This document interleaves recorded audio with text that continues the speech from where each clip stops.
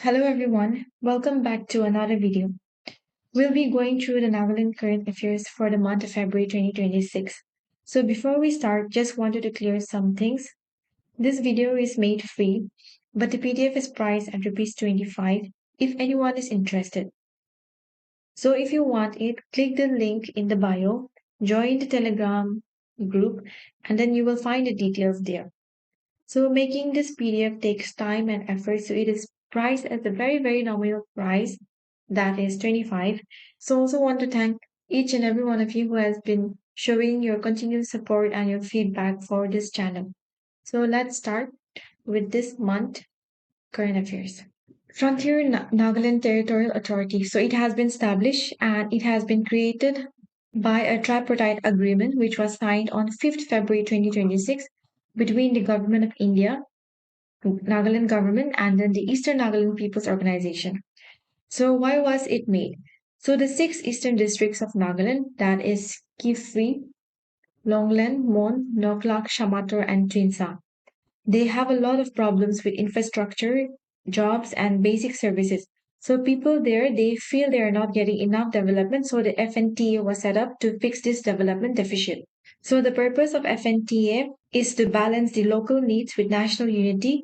It gives more autonomy to the six districts without changing the statehood of Nagaland. So FNTA focuses on decentralization, peace building, and better use of resources. So regarding the administrative autonomy and powers, the FNTA will get legislative and executive control over 46 specified subjects that are being taken from the Nagaland government. So these subjects are important for regional development and will let the local people make policies and implement them directly. So remember the six districts, that is Kifi, Longland, Mon, Noklak, Shamatra, and Tuinsang. So you can remember like this: K, L, M, N, and then S, T. So it is in sequence, right? Or you can just remember like K, L, M. They are traveling in NST bus and going towards the eastern side of Nagaland. Now the representative structure. So FNTA will be governed by a 49-member body, which will compose of 40 directly elected members from the region's constituencies and the 9 members nominated by the governor. A mini secretariat will be established in the region to support the authority's functioning, and it will be headed by a senior official at the equivalent rank of an additional chief secretary or principal secretary in order to ensure the effective coordination across departments and with higher levels of government. So this secretariat will serve as the administrative hub for policy formulation, fund management, and program execution for the FNTA's function. So remember that this agreement does not affect in any manner whatsoever the provisions of Article 371A of the Constitution of India. So this here, it is the summary of the 16th Finance Commission and its impact on Nagaland. So according to the 16th Finance Commission report, Nagaland emerges as a net loser compared to the 15th Finance Commission. So the 16th Finance Commission is chaired by Arvind Panagria. So remember this. So the commission now, it rewards states based on efficiency, population, size, pushing them to rely on their own taxes. So this hurts small states like Nagaland that have low population growth and depend heavily on grants. So the 16th Finance Commission has stopped special or transition grants and also ended sector-specific grants. Nagaland's share of central taxes has dropped from 0.573% to 0.481%, which is a 16% reduction. So the commission has changed the weight for distributing funds. So let's go through these key changes. That is, income distance has been reduced from 45% to 42.5%. Demographic performance has been reduced from 12.5% to 10%. Area weight went from 15% to 10%. Tax effort criteria was removed, which was previously 2.5%. And population weight rose from 15% to 17.5% using the 2011 census. So the 16th Finance Commission discontinued the revenue deficit grants, encouraging the states to improve their own finances. So in this case, Nagaland loses important support for services and infrastructure, which may affect the ongoing foothills road, Chetu Airport, and Kohima High Court, etc. So, regarding this issue, Chief Minister Dr. Nifer went on to meet the Finance Minister Sri Nirmala Sitharaman and had warned that without restoring the revenue gap grant, Nagaland faces a severe fiscal crisis that could cost 8,000 to 9,000 crore. Historically, before the Ninth Finance Commission, excess expenditures were covered fully from the Consolidated Fund of India, ensuring zero deficit budgets. But the Ninth Finance Commission stopped this, leading to shortfalls that were later breached by revenue gap grants. But now it has been discontinued again by the 16th Finance Commission. So, what are the threats?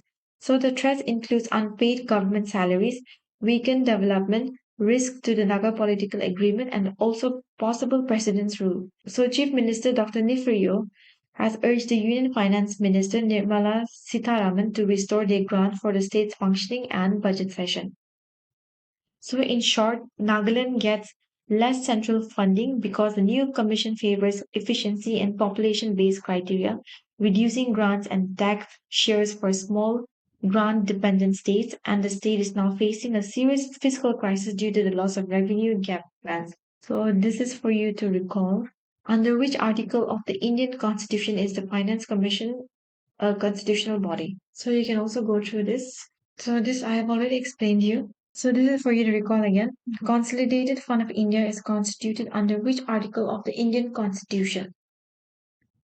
Nagaland Chief Minister Dr. Nifer officially launched the digitization of old manual birth and death certificates in Nagaland at his official chamber.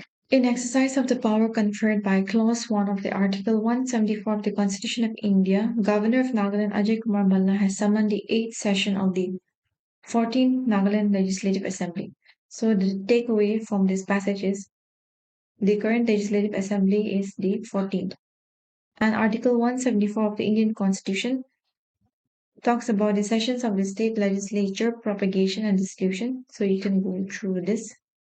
And which article in the Indian Constitution is associated with there shall be a governor for each state, provided that nothing in this article shall prevent the appointment of the same person as governor for two or more states.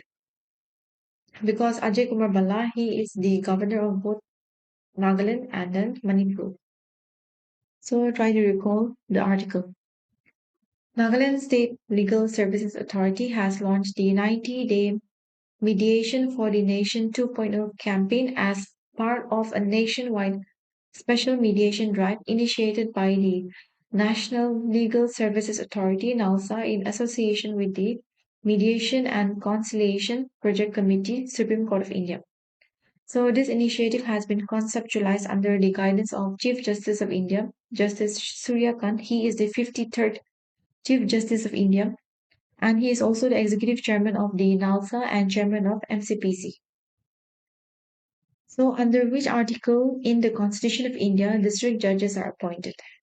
Advisor for Labor and Employment, Skill Development and Entrepreneurship and Excise, Motoshi Longkumar, emphasized that financial technology, so fintech means financial technology, must be evaluated through a constitutional lens, warning that systems built without equity and accountability risk becoming extractive rather than transformative. So he was speaking as a special guest at SIART National Symposium on FinTech 2026, which was held at Kolkata. So remember, SIART National Symposium on FinTech was held at Kolkata.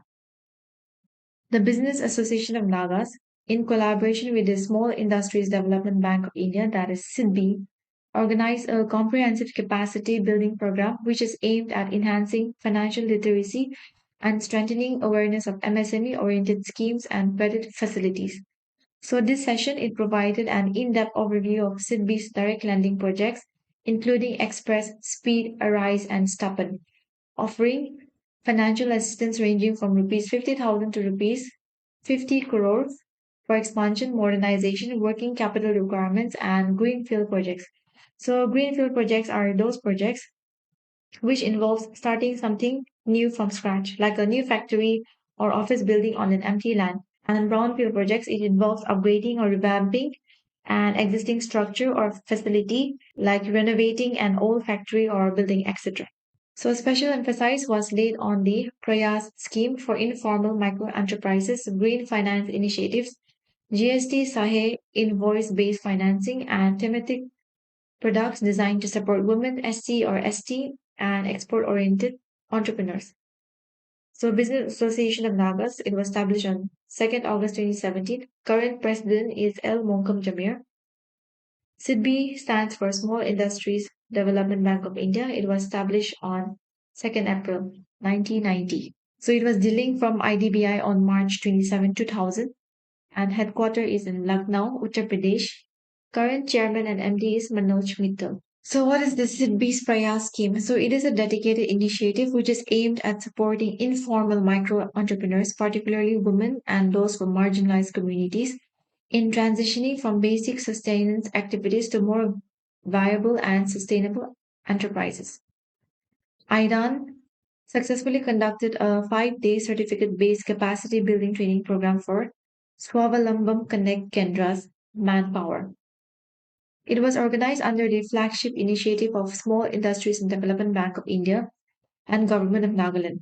The program was attended by SCK officials from all 16 districts, along with representatives from the Chief Minister's Microfinance Initiative, Cell and Account Cell of IDAN.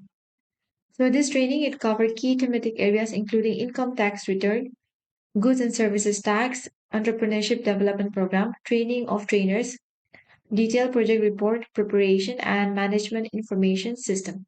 This SCK, that is Swavalambam Connect Kendras, they are intended to serve as a one-stop center for budding entrepreneurs seeking to create jobs by raising awareness, mapping gaps, connecting skills, generating localized project profiles, credit connect, and providing post-hand holding assistance such as Market Connect. These centers will foster local talent and economic progress. So the role of Swavalambam Connect Kendras are to conduct awareness campaigns to guide aspirants to set up enterprises based on their area of interest, to support raising funds for the enterprise, including loans through Udyamitra, PSB, and other online portals, etc., to display motivational and inspirational videos and jingles on entrepreneurship, to help aspirants through experience sharing mechanism and focus group discussing among these stakeholders. The Department of Health and Family Welfare, Government of Nagaland, and the George Institute for Global Health India entered into a memorandum of understanding to collaborate on strengthening the state's health system. So this partnership, it will focus on PATANG. PATANG stands for Promoting Community Action for Health. So this PATANG, it aims to build upon Nagaland's community-led health reforms. Nagaland observed the Safer Internet Day 2026. So Safer Internet Day is celebrated globally on second Tuesday of February, and then this year theme was Smart Tech Safe Choices, Exploring Safe and Responsible Use of AI. Sakrene Festival is the biggest festival of the Angami tribe, and it falls on the 25th day of the Angami month of Keze. So this word Sakrene, it comes from two words. Sekre meaning sanctification or purification, and Nia meaning festival or time. So traditionally, the festival marked the beginning of lunar year. It was a time to clean oneself both physically and spiritually. People believed this would bring peace, health, and good fortune. So one of the important ritual is the Tekrahe. So it is a day where young men and women they dress in traditional clothes, sing songs, and share meals. So there is no dancing or loud celebration. It is a quiet, respectful time. Lui Ngai Ni Festival.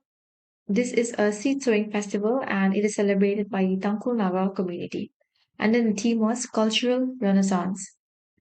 Congress launched the Sangadan Srijan Abhiyan in Nagaland. 22nd Annual General Conference of the Nagaland Judges Association was held at Chungpatima. So Yarin Jungla Longkamar. She is the first woman from Nagaland to hold the position of a judge in the High Court. The third edition of the White Owl Literature Festival and Book Fair 2026. It was held at the Naitu by the Park, Chumukutima, and it was organized by Penguin Random House India in collaboration with the White Owl. So the theme was celebrating stories inspiring minds. A 2-day training program on value addition of honey and its byproduct was held at the Multi-Utility Center, Chumukutima. So this program was organized by the Nagaland Beekeeping and Honey Mission for trainers for self-help groups and village development and value chain committee. So currently in India, the major honey producing states are Uttar Pradesh, West Bengal, Punjab, Bihar, and Rajasthan. So World Bee Day is celebrated on 28th May, and the National Bee Board was established in 2000, and Nagaland Beekeeping and Honey Mission was launched by the government of Nagaland in 2000. So current Nagaland Beekeeping and Honey Mission chairman is Obed Quinker. So Nagaland's honey consumption is 192 grams per capita annually, which is far above the national average, that is 50 grams. So Nagaland is the first state in the country to have decided to declare 5th December every year as Nagaland Honey Bee Day. And then Mima Village is recognized as the honey village in Nagaland. The Indian National Trust for Art and Cultural Heritage, that is intact, organized a 3-day Northeast Festival of Rice under the theme Grains of Heritage at Agri Expo Kohima. So rice is a kharif crop, and then it requires high temperature above 25 degrees Celsius, high humidity, and annual rainfall exceeding 100 centimeter for optimum growth. Andhra Pradesh is most widely known as the rice bowl of India.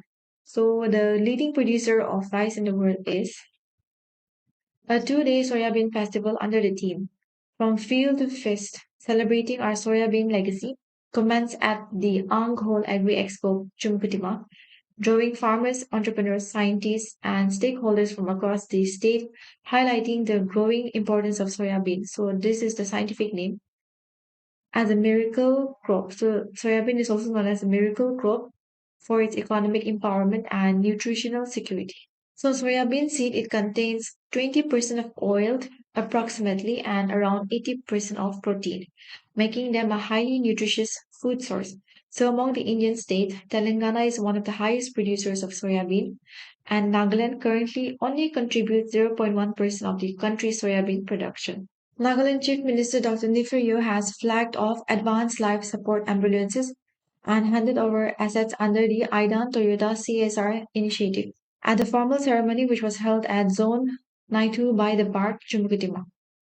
So regarding the friendship between Nagaland and Japan, it was formally inaugurated during the Forest Festival in December 2024 by the visiting dignitary Kenji Bono. So the state government has also initiated a peace memorial newspaper in honor of the former soldiers, which was inaugurated by Yuki Bono and jointly curated with Suzuki. So the publication is titled Make for Info Park People. So regarding CSR, it is a business model that encourages companies to operate in ways that enhance society and the environment while still being accountable to stakeholders and the public. So CSR was made mandatory in India through the Companies Act 2013, making India the first country in the world to legislate CSR spending. So the eligibility criteria under Section 135 Companies Act 2013. So CSR provision, it applies to those companies that meet any one of the following in the preceding financial year. That is, net worth should be 500 crore or more, turnover should be 1,000 crore or more, net profit should be 5 crore or more.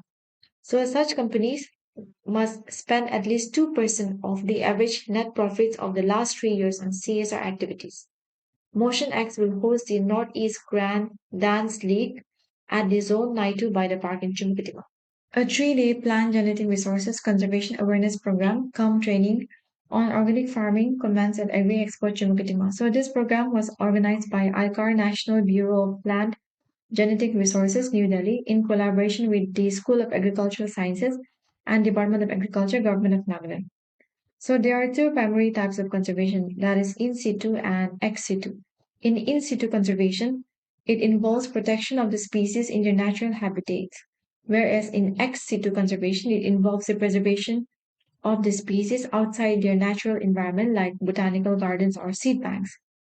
So Nagaland ecological importance forms part of the Indo-Himalayan biodiversity hotspot, which is one of the 36 recognized hotspots worldwide.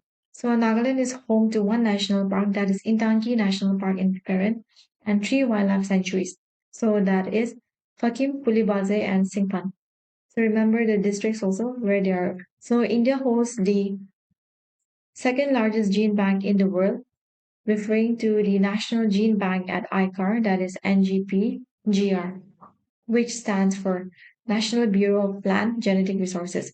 And the second gene bank is proposed to be established in the state of Himachal Pradesh. Women Entrepreneurs Network Nagaland has concluded its 6-week entrepreneurship skill development program at Chumukatima. So just remember this full form.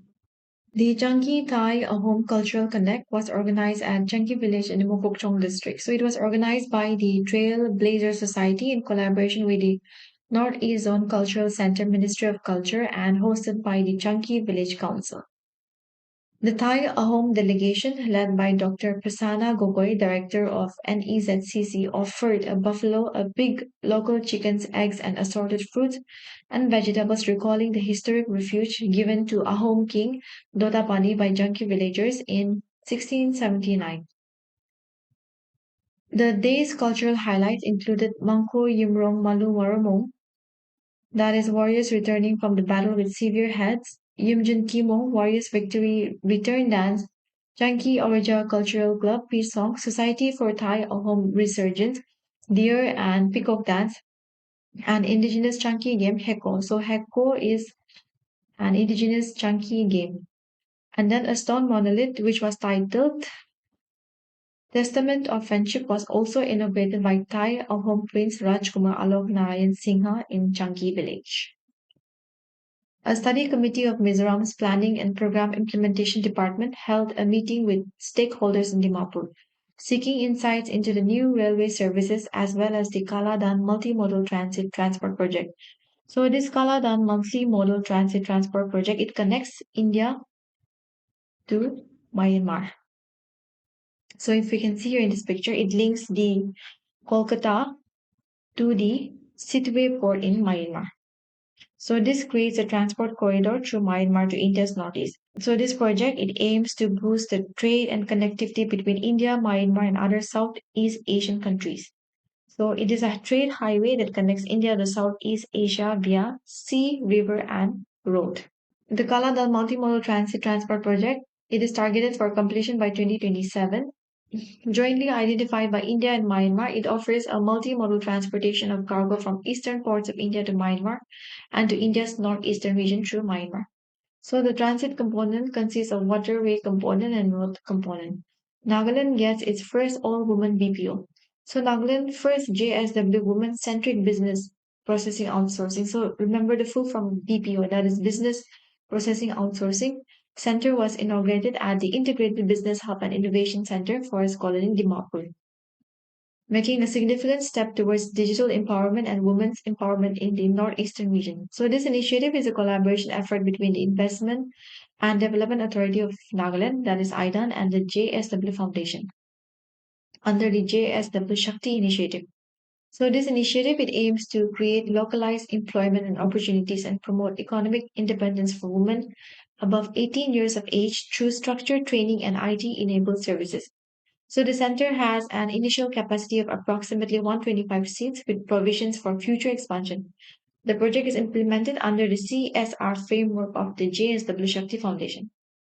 So this is Abu Mehta, Chairman of IDAN, Chief Minister Neferyu.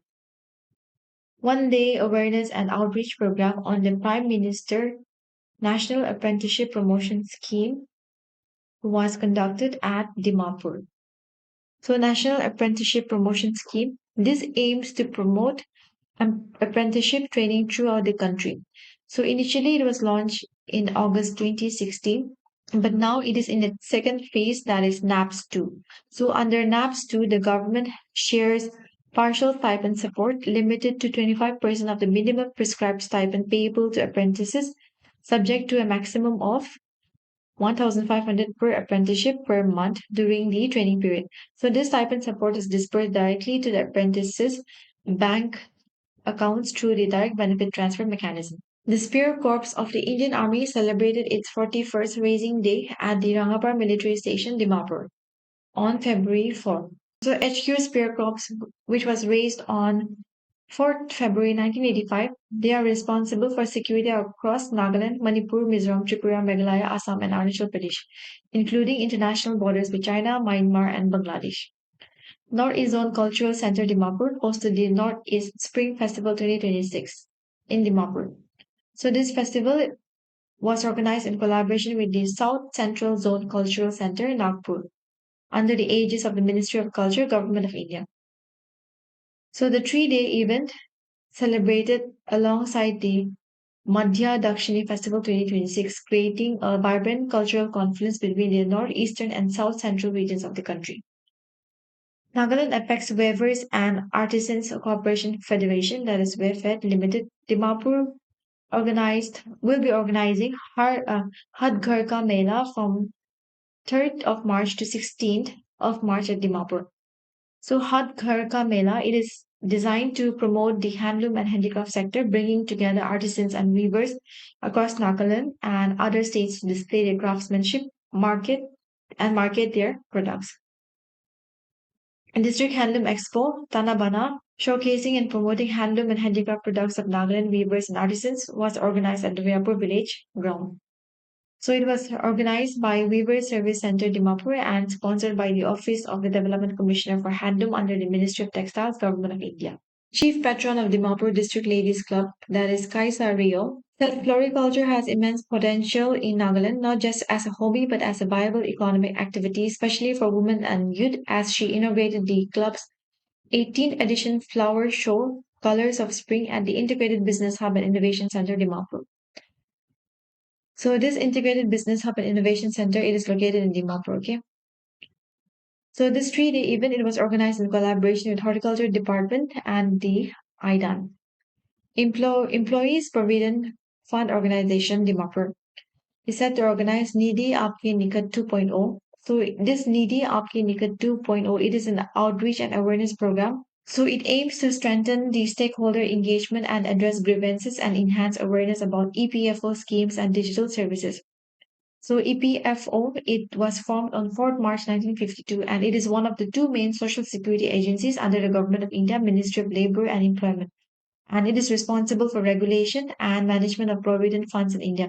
So the other one is Employees State Insurance.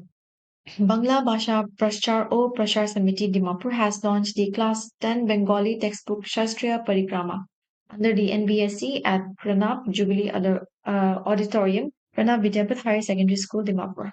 So currently, how many classical languages are there in India at present? Agricultural and Processed Food Products Export Development Authority organizes capacity building programs in Shamator and Kifri. So it is the first time in history that APEDA had organized programs in Shamator and Kifri district. So regarding APEDA, just remember the full form, that is Agricultural and Processed Food Products Export Development Authority. So it is a statutory export promotion authority established under the APEDA Act 1985 to promote the export of agricultural and processed food products from India. So this APEDA, it replaced the Processed Food Export Promotion Council and it came into effect from 13th February 1986. The Department of Art and Culture organized a documentation program on the theme The Living Morong and Traditional Knowledge at Yakur Village, Shamator. So a workshop on Living Morong project was also held at Kifri village. So this Living Morong project, okay, this initiative was announced during the financial year 2025 to 26 by Chief Minister Dr. Nifirio, and it is anchored within the Department of Art and Culture. And this initiative, it aims to revitalize and preserve traditional Naga culture and traditions and integrating them with modern development and sustainable livelihood. So the allocated fund for this Living Morong initiative was rupees 5 crore. So the term Morong means bachelor's dormitory or youth dormitory. So the Morong of different Naga tribes are listed here below, so you can go through this. The Saksham Center was inaugurated at Kubodo with the objective of strengthening financial inclusion and expanding access to financial services for self-help groups members. So this center has been established under the banner of Unified Cluster Level Federation and will serve as a dedicated platform to provide various financial services to self-help groups members of the bloc.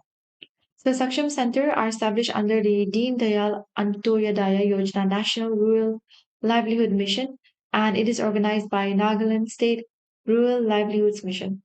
The Saksham Center, it provides financial literacy and facilitate delivery of financial services, examples like savings, credit insurance, pensions to self-help groups members and rural poor. So regarding this cluster level federation, it refers to a structured community organization formed by consolidating multiple self-help groups within a specific geographic cluster. The cluster level federation functions as an umbrella organization for self-help groups, and it ensures better coordination, resource sharing, and collective decision making. So, cluster level federation, they are primarily established to enhance the social and economic empowerment of self-help groups by pooling the resources and efforts to achieve larger community goals. So, in India, cluster level federations are heavily promoted under these schemes like National Rural Livelihood Mission, which aims to reduce poverty by empowering rural communities. A seven-member delegation from Kagawa University, Japan, accompanied by senior officials from the Japan International Cooperation Agency, India office concluded a 3-day visit to Kohima, marking a significant step towards strengthening healthcare collaboration between Nagaland and Japan. So, in a detailed interactive meeting at the Directorate of Health and Family Welfare, the visiting team shared their impressions of the state's healthcare challenges, noting similarities between Japan and Nagaland in rising burden of non-communicable diseases and cancer. So both parties they explored collaboration in cancer treatment and then its prevention protocols. So Nagaland Forest Management Project it is supported by JICA, that is Japan International Cooperation Agency. The proposed 400-bedded teaching hospital project at Nagaland Institute of Medical Sciences and Research campus in Kohima is also funded by JICA. The Department of Higher Education, Government of Nagaland has signed a memorandum of understanding with India Meteorological Department. So under this MOU, Government of India has decided to install one X-band polarimetric Doppler weather radar in the state of Nagaland at Dimapur Government College. So remember this X-band polarimetric Doppler weather radar has been installed in Dimapur Government College under the Mission Mawsum scheme. So this Mission Mawsum scheme it was launched in September 11, 2024. So this is an initiative by the Ministry of Earth Sciences. In a significant achievement towards ensuring safe and hygienic food for passengers, Dimapur Railway Station under Lumding Division of Northeast Frontier Railway has been awarded the prestigious Eat Right Station certification by Food Safety and Standards Authority of India. So this Eat Right Station certification is awarded by FSSAI. Power Department has launched the Smart Meter Pakwada. So Smart Meter Pakwada, it is a nationwide consumer awareness drive which is aimed at accelerating the adoption and acceptance of smart metering technologies. Indian Red Cross Society Nagaland observed its 44th Foundation Day. So Indian Red Cross Society, it was the Nagaland branch, it was established in the year 1982. Article 371A, now the barrier to climate action. Why Kiketo Sema? So why Kiketo Sema? He is also the chairman of the Nagaland State Biodiversity Board. So he was speaking at a 2-day annual review cum planning workshop of the Forest and Biodiversity Management in the Himalaya Nagaland project. And this project it is co-financed by the Federal Republic of Germany through KfW. So regarding the forest and biodiversity management in the Himalaya Nagaland project, it focuses on sustainable and effective management of forests and biodiversity in Nagaland. It aims to strengthen adaptive conservation planning at the village, community conserved area, and landscape levels in order to improve the biodiversity management in selected areas and to enhance the livelihoods of targeted communities and build stakeholders' capacity in the conservation. So this project it is for a duration of up to 8 years, that is from 2020 to 2027. So this project currently covers 6 districts, that is Kohima, Mokokchung, Peren, Twinsang, Woka, and Shamator. Across 7 landscapes, 13 community conserved areas, and 64 villages. Focus for 2026 will be on the conservation measures and it will be followed by operationalization of the conservation fund in the year 2027, that is next year. The project implementing agencies are Department of Environment, Forest and Climate Change Nagaland and NIPID, that is Nagaland Empowerment of People through Economic Development. The Hindu community in Kohima celebrated Mahashivratri. So Mahashivratri is a Hindu festival which is celebrated annually to worship the deity Shiva between February and March. So this festival it is observed for several key reasons. That is which marks the divine wedding of Shiva and Parvati. In the night, Shiva performed the cosmic dance, that is Tandava, and when he appeared as the infinite linga at midnight. The inaugural function of Financial Literacy Week was held at Kohima. Financial Literacy Week it is observed nationwide from February 9 to 13th. It was inaugurated by RBI Governor Sanjay Malhotra. So he is the current RBI governor with the theme KYC, your first step to safe banking. So who was the first governor of RBI and who was the first Indian RBI governor? So recall this. So in order to promote the Chokri language in Peg district, the Institute of Chokri Literature was formally launched at Kohima at Red Cross Building. The institute will focus on developing, preserving, and promotion of the Chokri dialect. So International Mother Language Day, it is celebrated on 21st February every year. Drone School, Drone Center of Excellence. So this school has been established at Kohima and they have recently completed their first batch of trainees. NABARD organized the State Credit Seminar at Kohima under the theme Promoting Entrepreneurship and Innovation. So during the seminar, NABARD released the State Focus Paper 2026 to 27. So this State Focus Paper, it is prepared by NABARD. So remember that. According to the State Focus Paper, it projects the state's priority sector credit potential at rupees 3,088.27 crore for the financial year 2026 to 27, which is an increase of 46%. So some of the key takeaways are Nagaland has a two-tier cooperative credit structure. Deposits and advances in Nagaland recorded a growth of 3.81% and 8.11% respectively during the financial year ending of March 2025. Nearly 72% of Nagaland's bank branches are concentrated in just four districts, that is, Dimapur, Chumukutima, Kohima, and Mokokchung. NABARD has launched a potential linked credit plan for all the 17 districts of Nagaland. The overall credit deposit ratio in Nagaland state continued to be low at 46.71% as of March 31st, 2025. The credit deposit ratio of Nagaland State Cooperative Bank Limited, which has been the highest among the major banks in the state, increased from 66.93 as on March 31st, 2024 to 68.68 as on March 31st, 2025. Of all the districts, Kohima and Dimapur had registered the lowest credit deposit ratio. In the state of Nagaland, priority sector lending stands at 24.81% of the total bank advances, which is significantly below the mandated 40% target. Gross state domestic product stands at rupees 43,470 crore. So Nagaland State Cooperative Bank Limited has the second largest banking network in the state of Nagaland, with presence of 23 branches. Agriculture continues to be the mainstay of Nagaland's economy, providing livelihood to more than 60% of the population.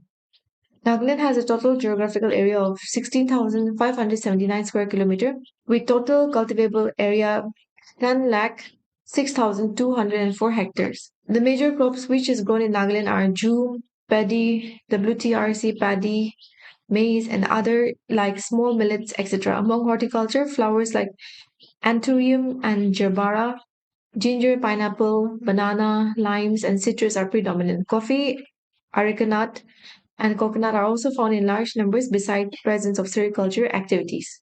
As per the latest agricultural census, the total holding of land was 1,78,000, of which marginal farmers were 6,000, small farmers were 20,000, and big farmers were 1,52,000.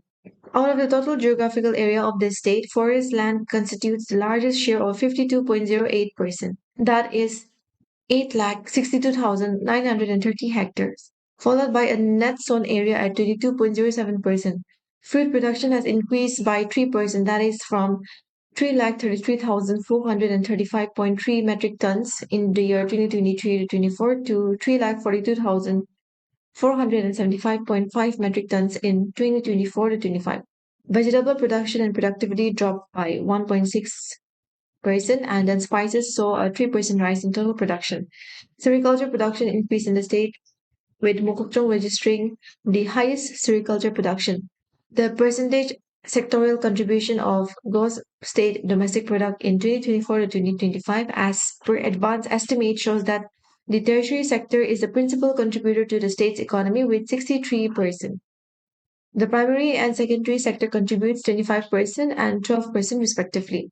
There are 11 district industrial office and 14 sub-district industrial office in the state as on 2023 to 24. There is a Nagaland Industrial Development Corporation and 11 Nagaland Khadi and Village Industrial Board. There are 6 emporiums within the state and 2 outside the state.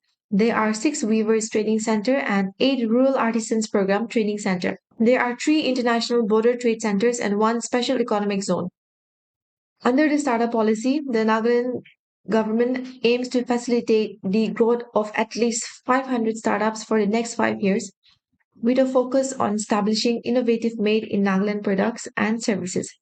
So, NABARD is an apex banking institution to provide finances for agriculture and rural development. So, it is a statutory body established in the year 1982. So, NABARD was established on the recommendation of which committee? Credit deposit ratio, it is an important indicator for understanding a bank's lending practices, liquidity conditions, and overall financial health. So this credit deposit ratio, it measures the proportion of a bank's total deposits that have been dispersed as loans.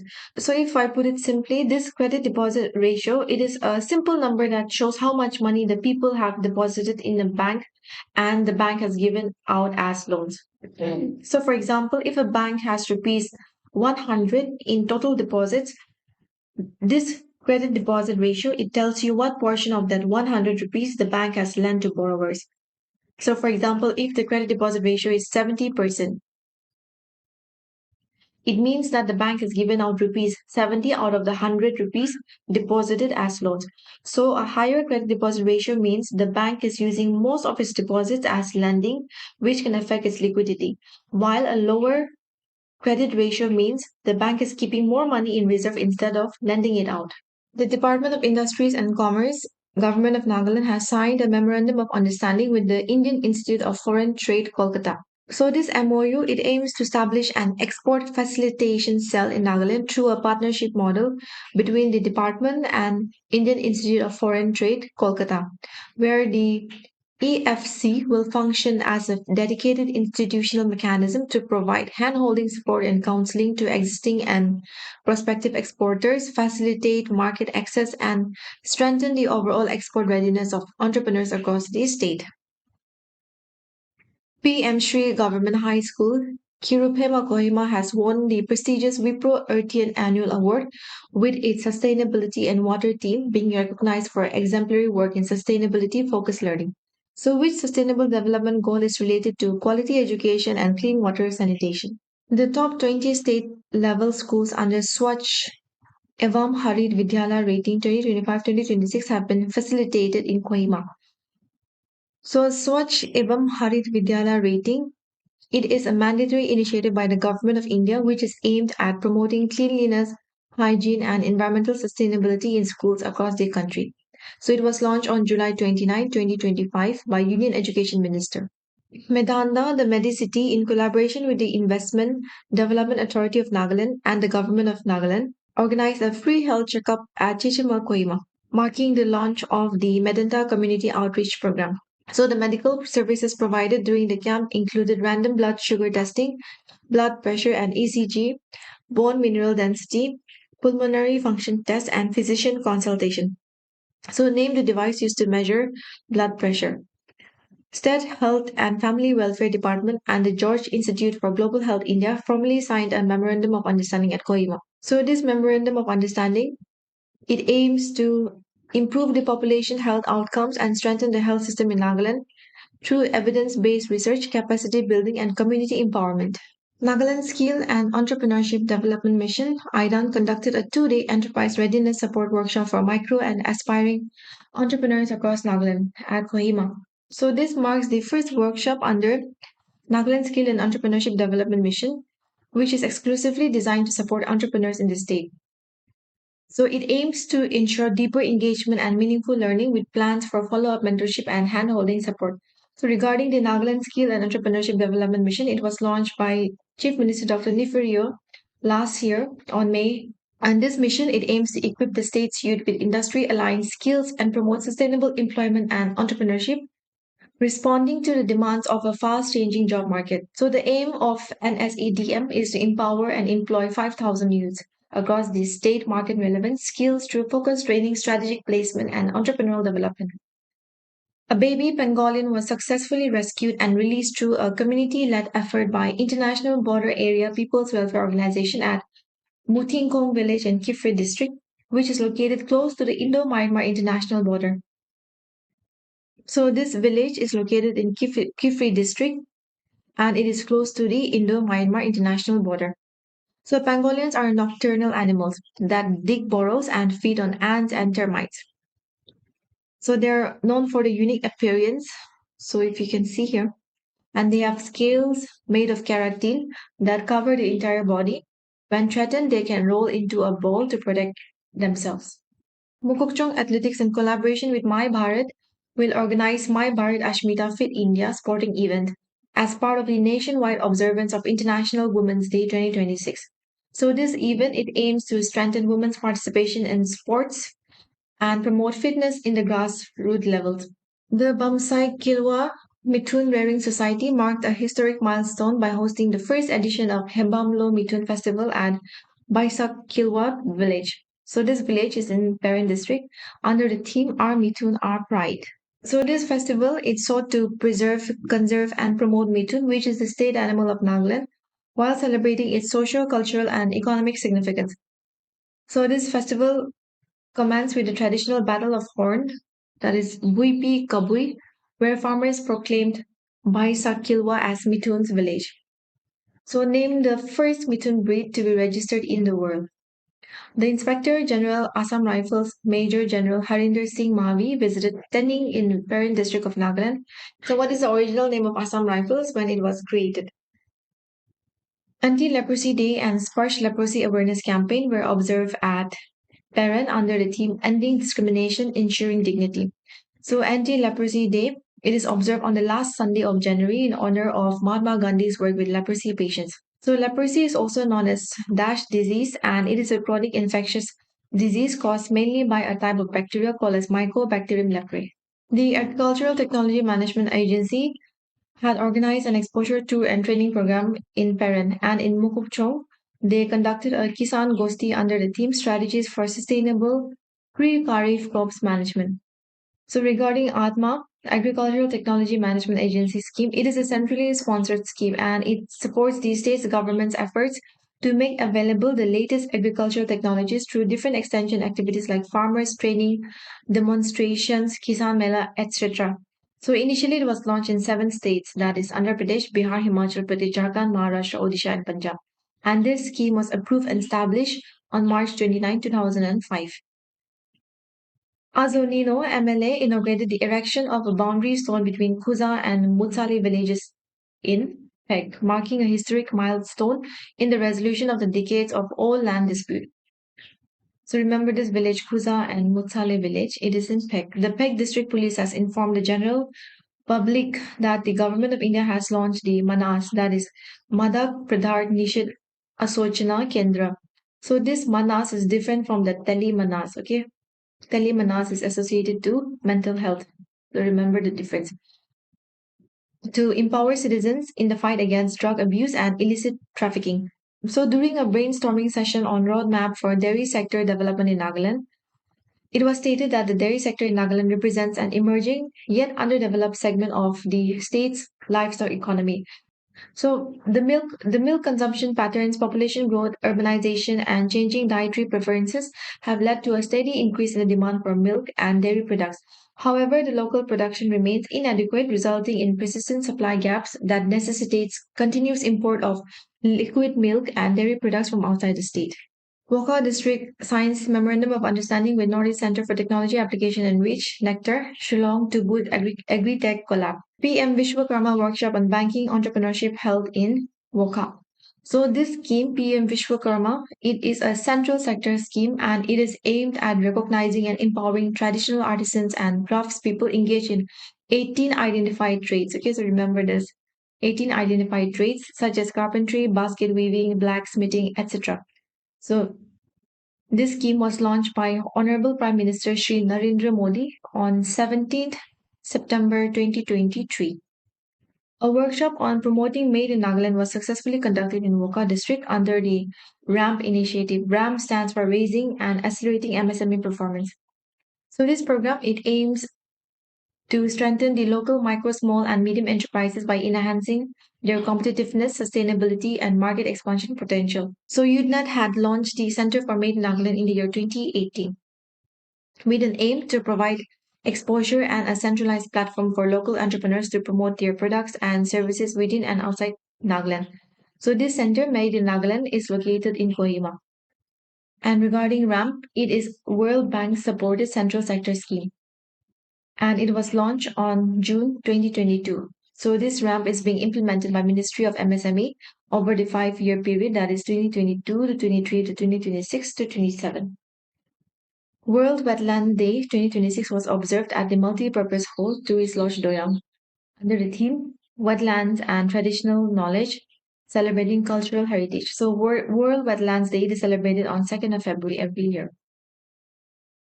And this year theme was Wetlands and Traditional Knowledge Celebrating Cultural Heritage. So it was first celebrated in the year 1997 and has been a United Nations International Day since 2022. So it marks the anniversary of the Ramsar Convention signed at Ramsar, Iran on 2nd February 1971. So this agreement is also known as the Convention on Wetlands of International Importance and it is one of the oldest modern international environmental agreements and the only one focused entirely on a single ecosystem that is wetlands. The Patna Bird Sanctuary in Etah, Uttar Pradesh, and Chari Dhan in Kutch, Gujarat have been officially designated as wetlands of international importance under the Ramsar Convention, bringing the total number of Ramsar sites in India is 98. So currently, the total number of Ramsar sites in India is 98. So regarding the Sampurnata Abhiyan 2.0, so it was launched by Niti Aayog and it is a 3-month campaign running from 28 January to 14 April 2026 to undertake a sustained effort to achieve saturation of 5 key performance indicators in aspirational districts. Okay, remember there's 5 key performance indicators in aspirational districts and 6 key performance indicators in aspirational blocks across the country. So this Sampurnita Abhiyan 2.0, it was inaugurated by Sri BVR Subramaniam, who is the CEO of Niti Aayog. So 5 KPI for aspirational districts and 6 KPI for aspirational blocks. An awareness and sensitization program on various departmental scheme was organized at Zunaputo. So the main objective of the program was to spread awareness about departmental schemes and linguistic minorities. The Department of Minority Affairs, it was earlier under the Department of Planning and Transformation in 2019 and it was created as an independent directorate in April 2023. So at present, the department has only a directorate office at Kohima and no offices at the district level. Only six religions are covered under the notified minority religions in Nagaland, adding that Christians are not considered a minority in the state as they form the majority. So these are some of the various schemes implemented by the department. Microcredit schemes under the National Minority Development and Finance Corporation. It was incorporated on September 30, 1994 with the objective of promoting economic and development activities for backward sections among notified minority communities such as Muslims, Christians, Buddhists, Parsis, Sikhs, and Jains. This scheme is being implemented through the state channelizing agencies and NGOs covering both lending and promotional scheme. In Nagaland, the functional scheme is microfinancing, which is aimed at promoting artisans and extending credit to minority women in remote and urban slums with loans amounts ranging from 20,000 to 1.5 lakh. Beneficiaries must form self-help groups with at least 75% minority members. Loan repayment begins after 3 months with an interest rate of 7%. Minority scholarship schemes under the Educational Empowerment Program and PM Vikas. Vikas stands for Virasat Ka Samvardhan Scheme. It is a central sector scheme. This PM Vikas scheme, it focuses on the skilling, entrepreneurship and leadership training requirements of the minority and artisans community across the country. PM Vikas also consolidates 5 already existing schemes that is Sikho or Kamau Ustad, Hamari Darohar, Nai Roshni and Nai Manzil. Nai Manzil. Susa is an indigenous language of the Sumi community. So preservation of Nagaland indigenous language is vital because they are intricately linked to state's cultural identity and community heritage. If you have observed around you, then you would have noticed a concerning trend which is emerging where many young people, especially in urban areas like Kohima and Dimapur, they gravitate towards English speaking more than their own indigenous language or their mother tongue. So indigenous languages are at the risk of decline, which could lead to a loss of traditional practice, folklore, and the community's unique perspective. So this shift is largely driven by the perception that English is more modern and aspirational and the lack of opportunities to use indigenous languages in formal education and professional settings. So, regarding this, efforts are being made by some people to promote these languages, that is our indigenous language, but it is crucial to create more spaces for the use of indigenous languages and appreciate the indigenous language, ensuring that they remain relevant and vibrant for future generations. R-Vani, developed by Enable India, launched in Nagaland for PWDs. R-Vani is a social networking platform which enables persons with disabilities and communities, especially in rural and semi-urban areas, to access information on education, skilling, employment, and government schemes through a simple phone call without the need for internet connectivity. Nagaland Skill and Entrepreneurship Development Mission under IDAN signs MOU with Krishi Directorate to strengthen entrepreneurship. So, this MOU establishes a 2-year knowledge partnership focused on strengthening the entrepreneurship ecosystem, developing structured short and long term strategic frameworks, and facilitating CSR convergence aligned with the state's development priorities. So, when was Nagaland Skill and Entrepreneurship Development Mission launched? So, if you have paid attention, then you could have easily answered this because we have already discussed this. The NSSAA Social Audit Unit Nagaland, in collaboration with the Nagaland Building and other constructions workers welfare board and the labor department, launched a 3-day training program for social audit resource persons on social audit under the building and other construction workers scheme. So regarding Nagaland Building and Other Construction Workers Welfare Board, it was established by the state government in accordance with the Section 18 of the BOCW Act 1996 to register construction workers in the state and to offer social security to registered workers and their families. So this Building and Other Construction Workers Act 1996, it is commonly referred to as BOCW Act, and it plays a significant role in safeguarding the rights and interests of workers in the construction sector.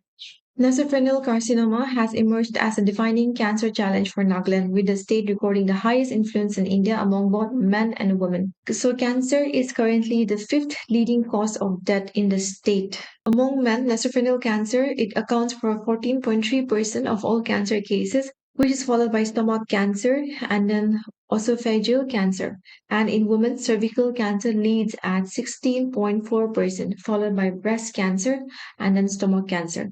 As per the Indian Council of Medical Research Cancer Registry, the age-adjusted incidence rate of cancer in Nagaland stands at 124.5 per 1 lakh population for males and 82.2 for females. India has recorded an estimated of 1.41 million new cancer cases and over 9.16 lakh deaths in 2022, with projections indicating a rise up to 1.57 million new cases by 2035. So, World Cancer Day is celebrated every year on 4th of February, and the theme for this year is United by Unique. Next is CypherGuard India. It is a cybersecurity startup founded in Nagaland and has acquired Bangalore-based AI security firm Aegis Mind Technology, bringing the latter under its corporate umbrella while allowing to continue operating independently. So remember this Nexus CypherGuard. It is a cybersecurity which was founded in Nagaland. Aegis Mind Technology, this is headquartered in Bangalore, and Pangar Kumar, he is the director of Nexus CypherGuard India. A meeting was conducted to review the global and national scenario of cervical cancer and the importance of human papilloma virus vaccination ahead of the district-wide campaign. So the district-wide campaign, it will target aged 14 years girls. So remember the full form of HPV, that is human papilloma virus. So the 3-month campaign, it will be implemented at designated cold chain points beginning from March 2nd. And the vaccine to be administered is Gardasil, covering HPV serotypes 6, 11, 16, and 18 with strict cold chain management. The nation HPV vaccination campaign for all 14-year-old girls, it was launched on February 28 by Prime Minister Narendra Modi from Ajmer, Rajasthan. So according to WHO, 155 out of 194 countries have included HPV vaccination in their national immunization program, with 9 of 11 countries in the Southeast Asia region having rolled out the vaccine. And as per Globocan 2022, cervical cancer is the 4th most common cancer among women worldwide. Nearly 99% 7% of cervical cancer cases are linked to persistent infection with high risk HPV types. WHO Global Strategy to Eliminate Cervical Cancer by 2023 aims to achieve the 90-70-90 targets, that is 90% of girls fully vaccinated by age 15, 70% of women screened with high performance tests, and 90% of women diagnosed receiving treatment. So in India, the NCRP ICMR 2022 data shows cervical cancer is the second leading cancer among women in the country. HPV infections are one of the most commonly sexually transmitted infections that can lead to intensive cervical care. So answer this question, that is, women infected with human papillomavirus are likely to be at the risk of which cancer? An awareness program for the elimination of lymphatic filariasis was held at JNB. So this program was organized under the Government of India's MDA initiative and coordinated by Nagaland University as part of its community outreach efforts. So lymphatic filariasis, it is commonly known as elephantiasis. So if you can see here this picture, and it is a neglected tropical disease. It is a vector-borne disease transmitted by female Culex mosquito. The infection is caused by parasite classified as nematodes, that is roundworms of the family Filariodidia. There are three types of this thread-like filarial worms, that is Wucheria bancrofti, which is responsible for 90% of the cases, Burgia malayi, which causes most of the remainder of the cases, and Burgia timori, which also causes the disease. So the national goal of eliminating lymphatic filariasis is by 2027, that is next year. The play, The Tragedy of Lunch Pack Angho, was showcased as part of the ongoing 25th edition of the Bharat Rang Mahotsav. This Bharat Rang Mahotsav, it is Asia's largest theatre festival. So this play, it brings the life of the story of Kujuna Kali, who is an orphan girl and overcomes neglect and hardship by discovering the culinary potential of akuni, a traditional fermented soybean dish. It was written and directed by V. Utohochishi. The National E-Governance Division, Ministry of Electronics and Information Technology, in collaboration with the National Institute of Technology Nagaland, organized an awareness workshop as part of the pre-event outreach for India AI Impact Summit. So this India AI Impact Summit, it was held in New Delhi. St. Joseph University had signed a memorandum of understanding with Department of Technical Education to strengthen academic collaboration, promote technical education, and facilitate knowledge exchange for the benefit of students and faculty members. ICFI University Nagaland observed ICFI Entrepreneurship Day on February 19 to promote entrepreneurial awareness among students. So World Entrepreneurs Day is celebrated on August 21st. Patka Christian College celebrated World Radio Day. So World Radio Day, it is celebrated annually on February 13, and this year theme was Radio and Artificial Intelligence. AI is a tool, not a voice. International University Nagaland. So this university was formerly known as the Global Open University. So the International University Nagaland, through its Ayush Hospital at Sodzolho and Kozabe, organized a free health camp at Sodzolho Village Council Hall as part of its community health outreach program. So the amendment bill to change the nomenclature of the Global Open University to International University was introduced in the fifth session of the 14th NLA Assembly on August 27, 2024. The inaugural program of the Ashta Lakshmi Darshan Youth Exchange Program was held at Nagaland University Menzipima campus. So this initiative was organized by Ministry of Development of Northeastern Region and Northeast Council. Altogether, 40 students and 4 teacher in charges from Kerala and Ladakh had joined the faculty members, officers, and students of Nagaland University for the exchange program. Ashta Lakshmi Darshan Youth Exchange Program. This program, it aims to strengthen youth-to-youth connect, foster inter-regional understanding, and promote cultural appreciation in line with the vision of Prime Minister Narendra Modi's Ek Bharat Shrestha Bharat initiative. The Center of Excellence for Foreign Languages, Department of Linguistics, Nagaland University, Kohima has announced the launch of a Japanese language certification course, which is aimed at enhancing employability and expanding career opportunities for youth. So Nagaland University is offering certificate courses in Japanese N5 and N4 levels. So these are the various levels of learning Japanese language. So the name of the program is titled as Learn Japanese in Just a Few Months, and it is an initiative of IDAN and NU in collaboration with Arms Corporation Japan. Nagaland University research team has bagged the second prize at the AI-powered Education Global Award 2025-2026 contest, which was organized by ASEM, Lifelong Learning Hub, Chulalongkorn University, Thailand, for its innovative project titled Preserving Heritage Through Technology, a Scalable NLP Solution for Nagamese Language. A two-day ICSSR-sponsored national seminar on the theme Interwoven Voices, Indigenous Languages and Music as a Cultural Anchors in Northeast India was held at Tetsu College, Chimbukutima. So recall this, who is the Chancellor and Vice Chancellor of NU? When was Tetsu College established? The Institution Innovation Council, in collaboration with St. Joseph University, had organized an expert lecture on IPR basics for innovators and entrepreneurs in Ayurveda. So this program, it aimed to create awareness on intellectual property rights in Ayurveda and to encourage innovation and entrepreneurship among students and researchers.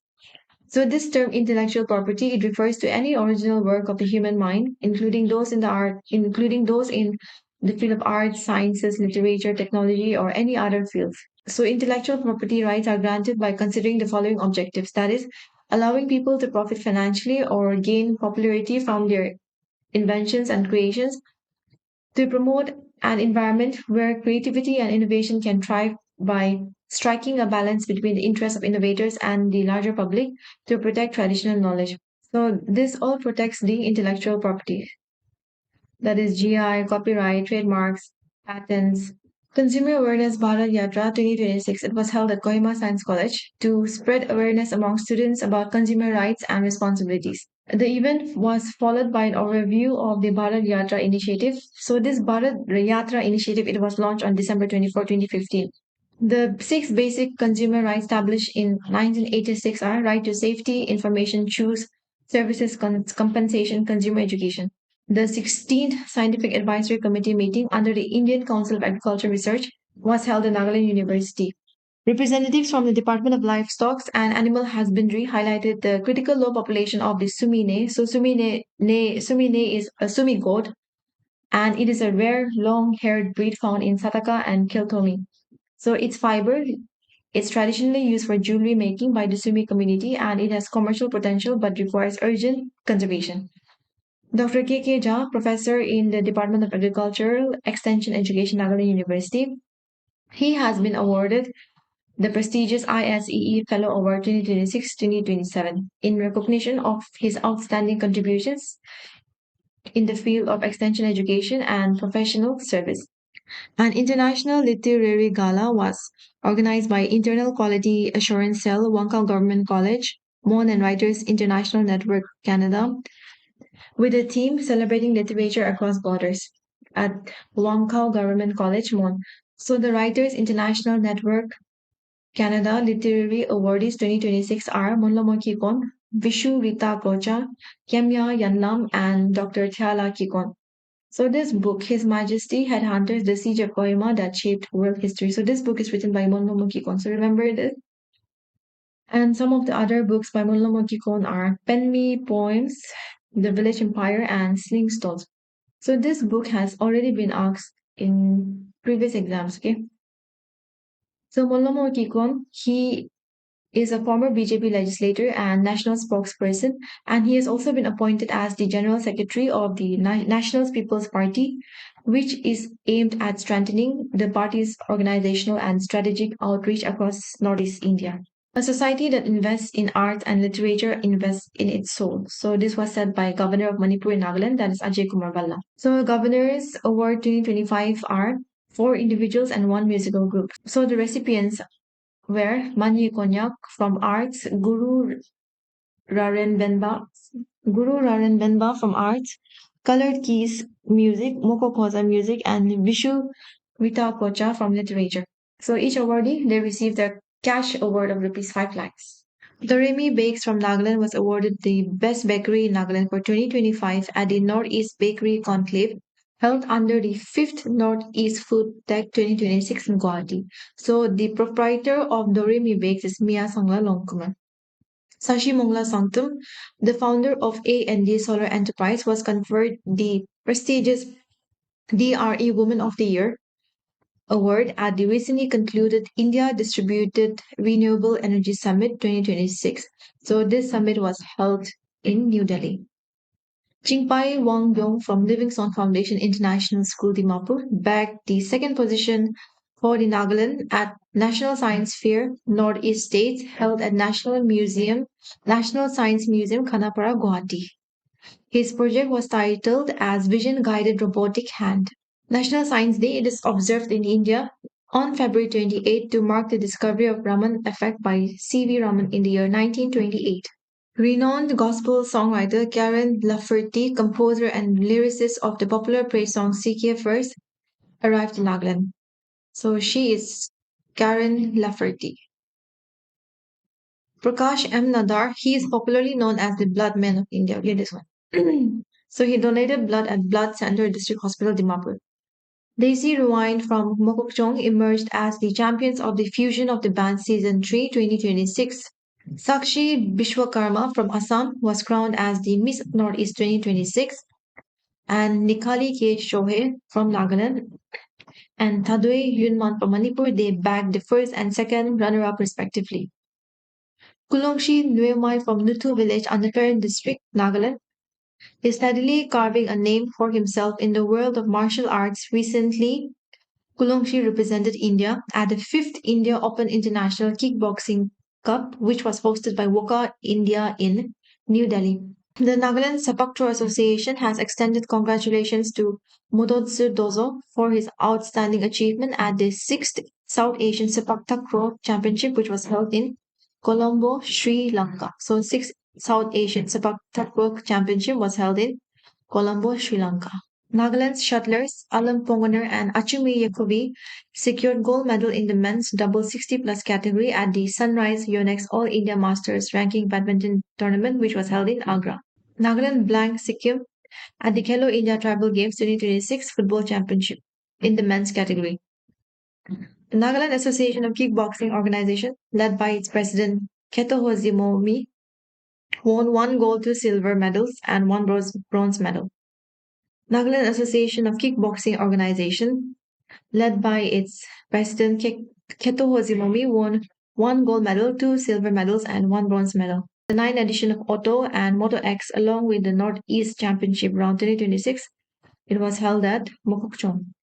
Nagaland Archery Association will be hosting the Khelo India NTPC City Open Tournament at Kohima. So this tournament has been officially allotted by the Archery Association of India to the State Association. Now, who has been elected as the Vice President of the Archery Association of India? Nagaland invited to join Global Chess Education Initiative. So, those interested schools and colleges, rehabilitation centers, and orphanage homes across Nagaland that wish to introduce chess education in their institutions for students and youth through organized chess coaching and training programs, they have been invited to contact Mengisi Haikum, ambassador of the Gift of Chess Nagaland. The Gift of Chess is a program initiated by New York City, USA, based registered non-profit charitable organization dedicated to promote education, personal development, and essential life skills through the universal language of chess worldwide. Athletics Federation of India Vice President Abu Mehta, he attended the Executive Council meeting of the AFI in Port Blair, Andaman and Nicobar Islands. So Abu Mehta, he is also the chairman of the Modernization Committee of the Athletics Federation of India. In September 2024, the government of India has renamed the Port Blair to the Nagaland Football Association has announced an ambitious roadmap to mold a state women's team for the national stage by 2030. An 8-member contingent from Nagaland Wrestling Association has arrived in Imphal to take part in the first Northeast Indigenous Games. So, first Northeast Indigenous Game, it was held at Manipur. So, this event is being organized under the aegis of the All Manipur United Clubs Organization and the Manipur Students Federation. So, the Nagaland Wrestling Association, they will showcase and compete in Naga wrestling, which is a traditional sport that has gained recognition beyond Nagaland. Abdon Mac, he is a singer from Nagaland and he opened for John Mayer in Mumbai. John Mayer is a singer. NFHRCC appeals to CM to expedite Foothill Road project. So this has been currently in the news for the past few months. So this Nagaland Foothill Road project, it is also known as Nagaland's People's Road. So in a press release, the committee expressed gratitude to Chief Minister for his continued support to the project since its inception in the year 2013. So 2013 was the year of the inception of Nagaland Foothills Road project. The length of the road is 395.9 kilometer and it connects Tizit in Mo district to Kelma in Pine district. And it passes through 8 districts and over 200 villages. So these are some of the facts that you have to remember. So the committee stated that the first phase of the two-lane project under the Saski loan scheme was nearing completion and urged the chief minister to ensure that the work orders for the remaining divisions under the second phase are issued before the onset of the monsoon. Foreigners must obtain protected area permit to visit Nagaland. So these are the following authorities who have been empowered to issue the protected area permit. That is Ministry of Home Affairs, all Indian missions abroad, foreigners, regional registration officers, Home Commissioner Government of Nagaland Kohima, Resident Commissioner Government of Nagaland New Delhi, and Secretary Tourism, that is Government of Nagaland Kohima. So citizens of Afghanistan, China, and Pakistan, as well as foreign nationals of these origins, they are required prior approval from the Ministry of Home Affairs before visiting Nagaland. And citizens of Myanmar, they also require prior approval from Ministry of Home Affairs before the visiting of the state of Nagaland. And all foreign nationals visiting Nagaland, they must register themselves with the Foreigners Registration Officer of the concerned state or district within 24 hours of arrival. So this protected area permit, it is a system that requires foreign nationals to obtain a permit to visit certain areas of India, mainly in the northeast region. So this PAP was lifted from Manipur, Mizoram, and Nagaland in the year 2011 to promote tourism, but it was reimposed in December 2024 due to security concerns. Well, remember that inner line permit and PAP is different. So which act or regulation empowers the state government to prescribe inner line permit system? So this report, that is the 8th edition of data from Gender Statistics 2025. So it was published by State's Directorate of Economics and Statistics. So according to this, if you see here in this picture, this is the gender-wise data in professional education. So here in undergraduate, medical, and allied courses, if you see for the year 2024 to 25, female participation is more in undergraduate and medical and allied courses, and in undergraduate engineering courses, male participation is more. So this is what it is saying. So you can go through this. So this here, it shows the representation of male and female participation in the government sector. As per PIMS report, women constituted 22.65% of total government employees in 2016, and this rose to 27.54% by 2025. And among the teaching staff, there was a clear female majority. Out of 2007 college teachers in Nagaland, 1,258 were women, while 749 were men. In the year 2023, Nagaland launched its first medical college, Nagaland Institute of Medical Sciences and Research, with 100 MBBS seats, and a second college is under construction in Mon, which is expected to open by November 2026. The Nagaland Police has urged the public to cooperate in the implementation of the Tenant Registration App, which is aimed at streamlining the submission and registration of tenants and landlords through OTP-based verifications. So this tenant registration app, it was introduced by Nagaland Police. Kohima Press Club writes to Chief Minister Dr. Nifurio urging implementation of pension scheme for journalists in Nagaland. So Nagaland is the only state where the journalist doesn't have a pension scheme. Whereas neighboring states like Assam, Manipur, Arunachal Pradesh, Meghalaya, and Mizoram, they have journalist pension scheme since 1990s, with Mizoram being the latest in the year 2022. So the current president of Kohima Press Club is Alice Yoshu, and then the general secretary is Bishu Rita Kocha. Recently, the Kohima Press Club celebrated its 25th anniversary. In which year was Kohima Press Club formed? A Northeast leader meet for the restoration of the old pension scheme was held at ACTA Bhavan in Guwahati, bringing together service associations and representatives from various northeastern states. The meeting focused on the challenges posed by the national pension system and the need to revert to the assured defined benefit old pension scheme to ensure financial security and dignity in retirement for government employees across the region. So these are some of the key differences between the old pension scheme, national pension scheme, and unified pension scheme. So you can go through this. You can go through this. Cyber forensic divisions are being established in Punjab, Nagaland, Andaman, and Nicobar Islands, while 27 states and UTs already have such facilities. So remember, Sikkim is the only state without a facility like this. And 4 union territories, that is Chandigarh, Daman and Diu, Dadra and Nagar Haveli, Lakshadweep, and Ladakh, they are utilizing forensic science facilities available in their neighboring states or UT. The government of Nagaland has notified the Nagaland News Media Accreditation Rules 2025. So these revised rules have been framed to be more inclusive and aligned with the evolving media landscape. The scope of accreditation has been broadened to include satellite channels, electronic media covering news and current affairs, digital media platforms, freelancers, and technicians associated with electronic media. So, this revision is aimed at ensuring wider representation of journalists and media professionals engaged in news, dissemination, and media related services.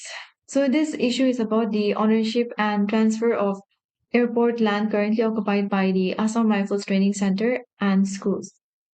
So, according to official records, it confirmed that 392.72 acres of Dimapur's airfield land was formerly handed over by the Indian Air Force to the National Airports Authority. This National Airport Authority, now it is known as Airport Authority of India, with effect from September 1, 1987. So this transfer was supported by handing over or taking over reports, letters from the Defense States Officer, Johor Circle Government of India, communication dated 1990 and 1991, and relevant extracts from the Military Land Register. So this handover was duly executed and signed by Squadron Leader B.S. Sharma on behalf of the Indian Air Force. The Minister for Public Works Department, Roads and Bridges, G. Kaito Aye, conducted a two-day inspection of the ongoing road projects under PMGSY Phase 3 to review progress and to ensure timely completion of roads. So the ministry inspected the T01 to Mangmotong Road. So this is the longest single road under PMGSY Phase 3. So there are 43 road projects covering a total length of 554 km under PMGSY Phase 3. So Pradhan Mantri Gram Sadak Yojana, it was launched in the year 2000 as a central sector scheme with an objective to develop all-weather roads that interconnect rural areas. So Pradhan Mantri Gram Sadak Yojana is divided into three phases, phase 1, phase 2 and phase 3. So phase 1 was launched in December 2000. Phase 2, it was approved in May 2013 during the 12th five-year plan. And phase 3, it was approved in July 2019. Visva Youth Organization has strongly condemned what it termed as the continued irresponsible and unacceptable misuse of the name of Mount Tempu by certain individuals, entities, and media houses. So they expressed displeasure with a certain local news channel for referring to Mount Tempu as Mount Esu in news broadcast dated January 29. They said that as a responsible media house, it was expected to exercise due diligence, factual verification, and sensitivity towards indigenous and established nomenclature at all times. So this Mount Tempu is also known as Mount Isu, okay, but this Mount Tempu, it is known as Mount Tempu by the people of Nagaland and Mount Esu by the people of Manipur. So Mount Tempu or Mount Esu, it is a peak of burial range rising at the mountainous border of the Indian states of Manipur and Nagaland. So the height is 2,994 meters above sea level. So Tempu is known by the people residing in Nagaland and Mount Esu is known by the people from Manipur and it is the highest peak of Manipur and the second highest peak in the Beryl Range. 80th anniversary of Naga National Council formation on 2nd February 2026 at Chedama Peace Camp. So, in the year 1946, the Naga National Council was established under the leadership of Angami Zapu Piso. The Commonwealth Parliamentary Association, India Region Zone 3, convened a joint meeting of its Executive Committee and the Executive Council of Northeast Regional Institute of Parliamentary Studies, Training and Research at Tamulpur, Bodolan, Assam. So Sharingan Lokamur, who is the Speaker of Nagaland Legislative Assembly, he presided over the meeting as the Chairman and President. So Nagaland comes under Zone 3 of Commonwealth Parliamentary Association. So the second Commonwealth Parliamentary Association, India Region Zone 3 Conference, it was held last year in November in Nagaland, okay? The theme was Policy, Progress and People Legislature as Catalyst of Change. So the Commonwealth Parliamentary Association, it is an international community of around 180 Commonwealth parliaments and legislature working to promote democratic governance. So the Commonwealth Parliamentary Association India region, it consists of 9 zones. So the chairperson of this CPA is Speaker of Lok Sabha. Currently, he is Om Birla. And the CPA India region, it is the second largest CPA region globally, okay? So Nagaland comes under Zone 3. And the first CPA Zone 3 conference was hosted in Nagaland in the year 1997. So Northeastern Regional Commonwealth Parliamentary Association was established in the year 1996. So what are the objectives and functions of this? It's to promote democratic values and legislative best practices, facilitate dialogue among legislators on regional and national issues, organize annual conferences, workshops, and study tours. Meeting of the Committee of Presiding Officers constituted to review the powers of presiding officers under the 10th schedule of the Constitution and rules frame thereunder was held in Mumbai. So the committee was constituted by Speaker Lok Sabha and Chairman of All India Presiding Officers Conference to examine the existing constitutional, statutory, and procedural framework relating to disqualification of members on grounds of defection and the challenges faced in discharging such functions. So Lok Sabha Speaker, that is Om Birla, has nominated Sharian Longkamre as a member of the committee to frame the uniform model rules of procedure and conduct of business of legislative bodies. So the 10th schedule of the Indian Constitution. It was established through a law passed by the Constitution of India in the year 1985. So this provision is stated in the 52nd Amendment of the Indian Constitution, and it is said to have introduced the term political party for the first time in Constitution. So the 10th schedule of the Indian Constitution, it plays a very important role in political framework of India. So this schedule is also commonly known as anti-defection law. 46th raising day of NSC and GPRN. So on 31st January 1980, the NSC and GPRN was formed to save Naga movement from complete destruction, to give new meaning and hope to struggle. When did NSCN split into two, that is NSCN IM and NSCN K? The merger of the National Democratic Progressive Party and the Naga People's Front, it took place on October 21st last year under the common cock symbol. A new collective movement of concerned Naga youth, the Fed Up Nagas, has called upon the government of India to implement the agreements already signed with the Naga people. So a new organization has been set up that is known as Fed Up Nagas. So these Fed Up Nagas, they function as a collective movement guided by a core group of like-minded youths without hierarchy, titles, or official positions. ZWAB commemorates 33rd death anniversary of Rani Gaidanlu. So these are some of the facts related to Rani Gaidanlu. She was born on 26 January 1915 at Lungkhau village in present-day Tamenglong district of Manipur. So she joined the freedom movement at the age of 13 under the guidance of her cousin, Haipu Jadonang, and following the execution of Haipu Jadonang by the British in 1931, she assumed leadership of the Heraka movement, which opposed colonial policies including taxation and forced labor while advocating the preservation of indigenous faith and identity. In March 1932, her followers confronted British officers in what is referred to as the Hungrum attack. So after months in hiding, including in the caves of Mount Kisha. So this Mount Kisha, it's in the southernmost end of the Perin district, okay? She was arrested on October 17, 1932 at Poilwa, and was sentenced to life imprisonment at the age of 17. So she spent 14 years in prison before being released in the year 1947. Following India's independence and the country's first Prime Minister, Jawaharlal Nehru, he conferred upon her the title as Rani, a name which she later came to be widely known. After independence, Gaidanlu continued to work for the social and political unity of the Ziliang-Rong communities. So Ziliang-Rong communities, it consists of Zimi, Liangmai, Rongmai, and Inpui. She was conferred the Tamrapatra Freedom Fighter Award in 1972 and the Padma Bhushan in 1982 in recognition of her contribution. So Gaidanlu, she passed away on February 17, 1993 at her native village, Langkau, at the age of 78.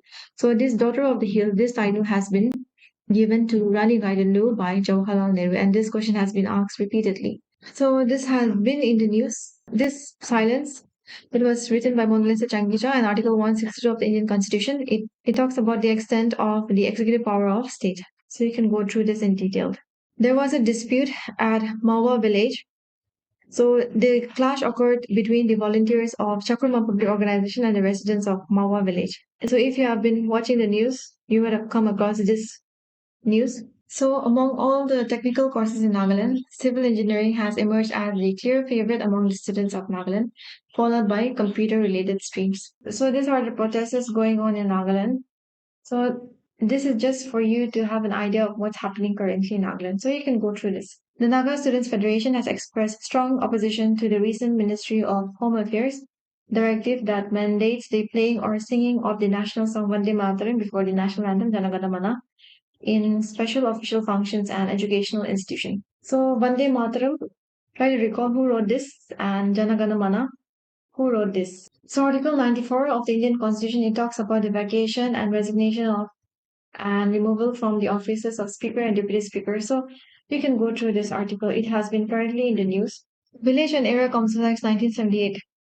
So try to download the PDF of this Village and Area Council Act 1978 and you can go through this. So these are some of the facts listed here. So a village council shall consist of members chosen by villagers in accordance with the prevailing customary practices and usages, the same being approved by the state government, providing that hereditary village chief gamburas and angs shall be the ex officio members of such council and they shall have voting rights. So the ex officio members of village council is chief GBs and angs. So the qualifications for members, a person shall not be qualified to be chosen as a member of the village council unless he is a citizen of India, he has attained the age of 25 years, and every village council, unless otherwise dissolved by the state government, shall continue for a period of 5 years from the date of appointment. And all members shall hold office during the life of the village council. So the village council will choose a member as the chairman of the council. During the absence of the chairman from any sitting of the village council, a member of the council nominated by the chairman shall act as the chairman. So the village council, they meet once in every 3 months, provided that the chairman may summon the meeting of the council at any time if requisition is made by one-third of the members. So which personality is credited for the formation of Village Development Board in Nagaland?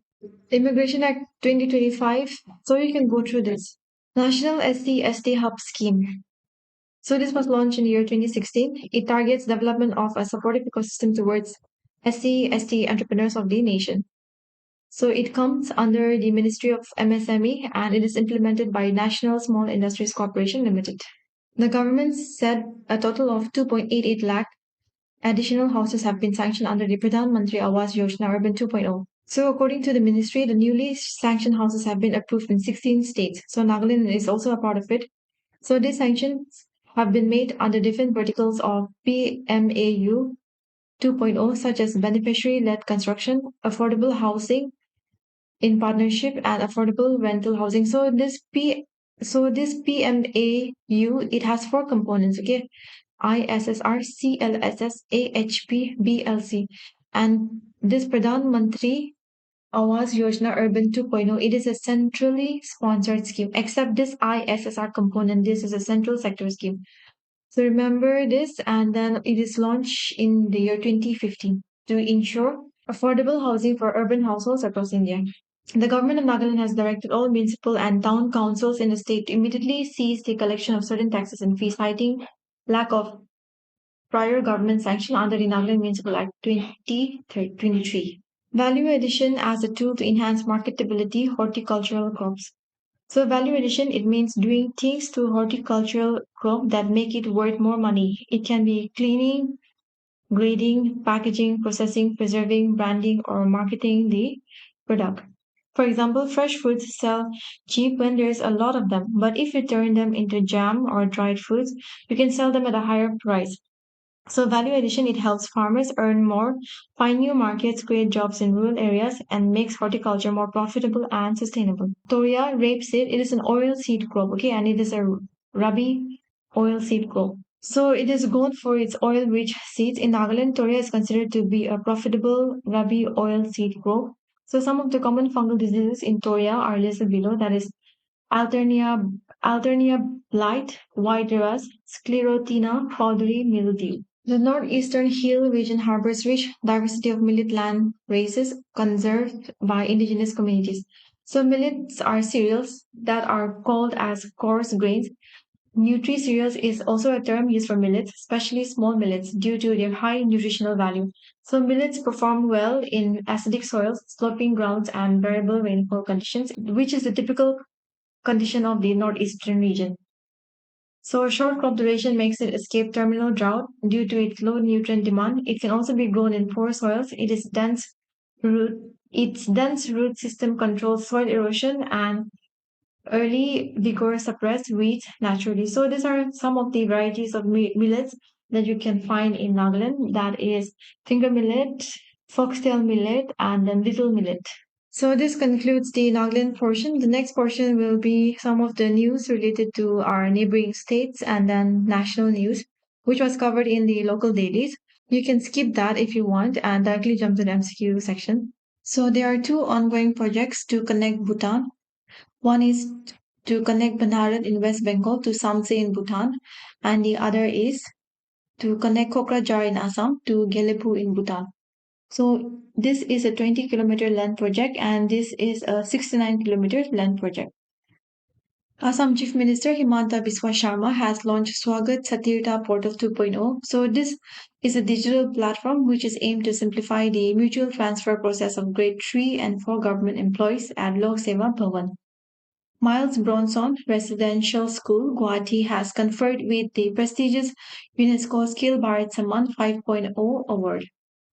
Officials have recovered a third tiger carcass from Assam's Kaziranga National Park and Tiger Reserve in a span of 25 days. So the takeaway from this news is about Kaziranga National Park. So it was formed in the year 1908 on the recommendation of Mary Curzon. It was declared as a tiger reserve in the year 2006 and it became the seventh UNESCO World Heritage Site in the year 1985 and it is home to Big Five. So the Big Five consists of one horned rhinoceros, Bengal tigers, Asian elephant, wild water buffaloes, eastern swamp deer. So Kaziranga National Park and Tiger Reserve, it comprises of three forest division, that is Eastern Assam Wildlife Division, Biswanath Wildlife Division, and Nagaon Wildlife Division. So Prime Minister Narendra Modi, he visited the emergency landing facility near Dibrugarh. So this emergency landing facility, it is the first of its kind in the Northeast. So this emergency landing facility, it was specially designed and constructed in coordination with the Indian Air Force to support the landing and takeoff of military and civil aircraft during emergencies. The Union Home Minister Amit Shah has launched the second phase of Vibrant Village program from Assam's Chachar district. So Vibrant Village Program 1, the first phase, it was a centrally sponsored scheme, okay, and it was launched in the year 2022. But this Vibrant Village Program Phase 2, it is a central sector scheme. Central sector means it is fully funded by the center, and centrally sponsored means half-half. So for northeastern states, the funding pattern is 90 is to 10, that is 90 by the center, 10 by the states. So this Vibrant Village program, this program was launched to develop border villages in India, particularly among the northern borders, with a focus on infrastructure, livelihood opportunities, and retaining local population. So this Vibrant Village program, phase one, it was initiated from Kipito village in Arunachal Pradesh. And Nagaland is also a part of this Vibrant Village program, phase two.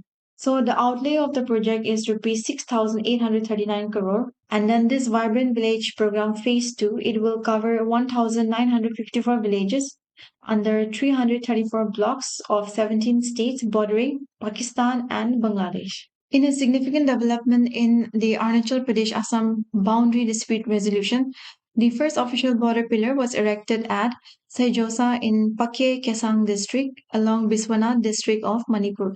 So this border pillar erection, it marks the permanent settlement to eradicate all boundary dispute between Arunachal Pradesh and Assam. So it is also learned that three types of pillar would be erected, that is primary, secondary, and tertiary along the Arunachal Assam boundary as part of the permanent boundary settlement. Arunachal Pradesh Chief Minister Pema Kandu announces major infra education projects of Dibang Valley. So Dibang Valley district of Arunachal Pradesh, it is the least populated district of India as per census 2011. The fifth Asian Water Bird Census 2026, it recorded 140 birds belonging to 13 different species in the wetlands of Meghalaya. Meghalaya has emerged as the state with the highest HIV prevalence in India. So under Mission 8th Suraksha, India aims to achieve HIV control by December 1st, 2027. So 16 countries took part in the reverse buyer seller meet in Shillong. So remember the 16 countries. And reverse buyer seller meet, it was held in Shillong, Meghalaya. A class 9 student, James Donald Karkonger from Meghalaya's East Kasi district, won the jury award at the Northeast Science Fair and Innovation Festival for developing a system that detects gas leaks. So which gas is mixed with LPG to detect smell? The University of Science and Technology Meghalaya has made a remarkable impact at the science exhibition held during the Pancharatna Guwahati of the Assam Sahitya Sabha showcasing innovation, interdisciplinary learning, and student-led research excellence. So USTM students had won all the prizes in the on-the-spot science speech competition. So BJP MLA Yumnam Kemchan Singh has become the 13th Chief Minister of Manipur. So the oath was administered by Governor Ajay Kumar Balla, who is also the governor of Nagaland, and then BJP MLA Nemcha Kipken, who belongs to the Kuki community, and Naga People's Front legislator L. Diko took oath as the Deputy Chief Ministers of Manipur.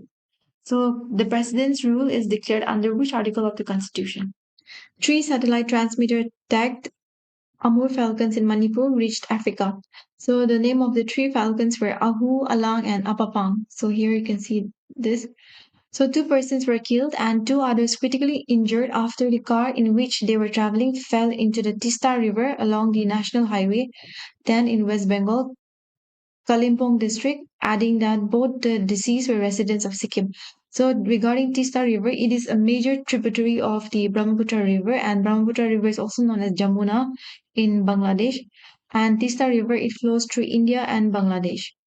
So Tista River it originates from Tso Lamho Lake at an elevation of approximately 5,280 meters in the North Sikkim of India.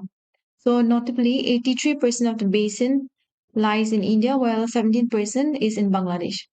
So which is the largest tributary of the Brahmaputra River? The second India-Arab Foreign Ministers meeting, it was held in New Delhi under the co-chairmanship of India and UAE.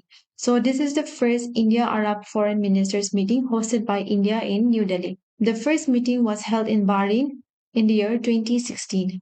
So Prime Minister Narendra Modi, he inaugurated the India AI Impact Expo 2026 at Bharat Mandapam in New Delhi. So remember this, India AI Impact Expo 2026 was held at Bharat Mandapam in New Delhi. So Union Minister Health and Family Welfare Sri Jagat Prakash launched two pioneering digital health service initiatives. One is SAHI. SAHI stands for Strategy for Artificial Intelligence in Healthcare for India, and BOOT, that is benchmarking open data platform for health AI. So remember that this SAHI and BOOT, they are related to healthcare.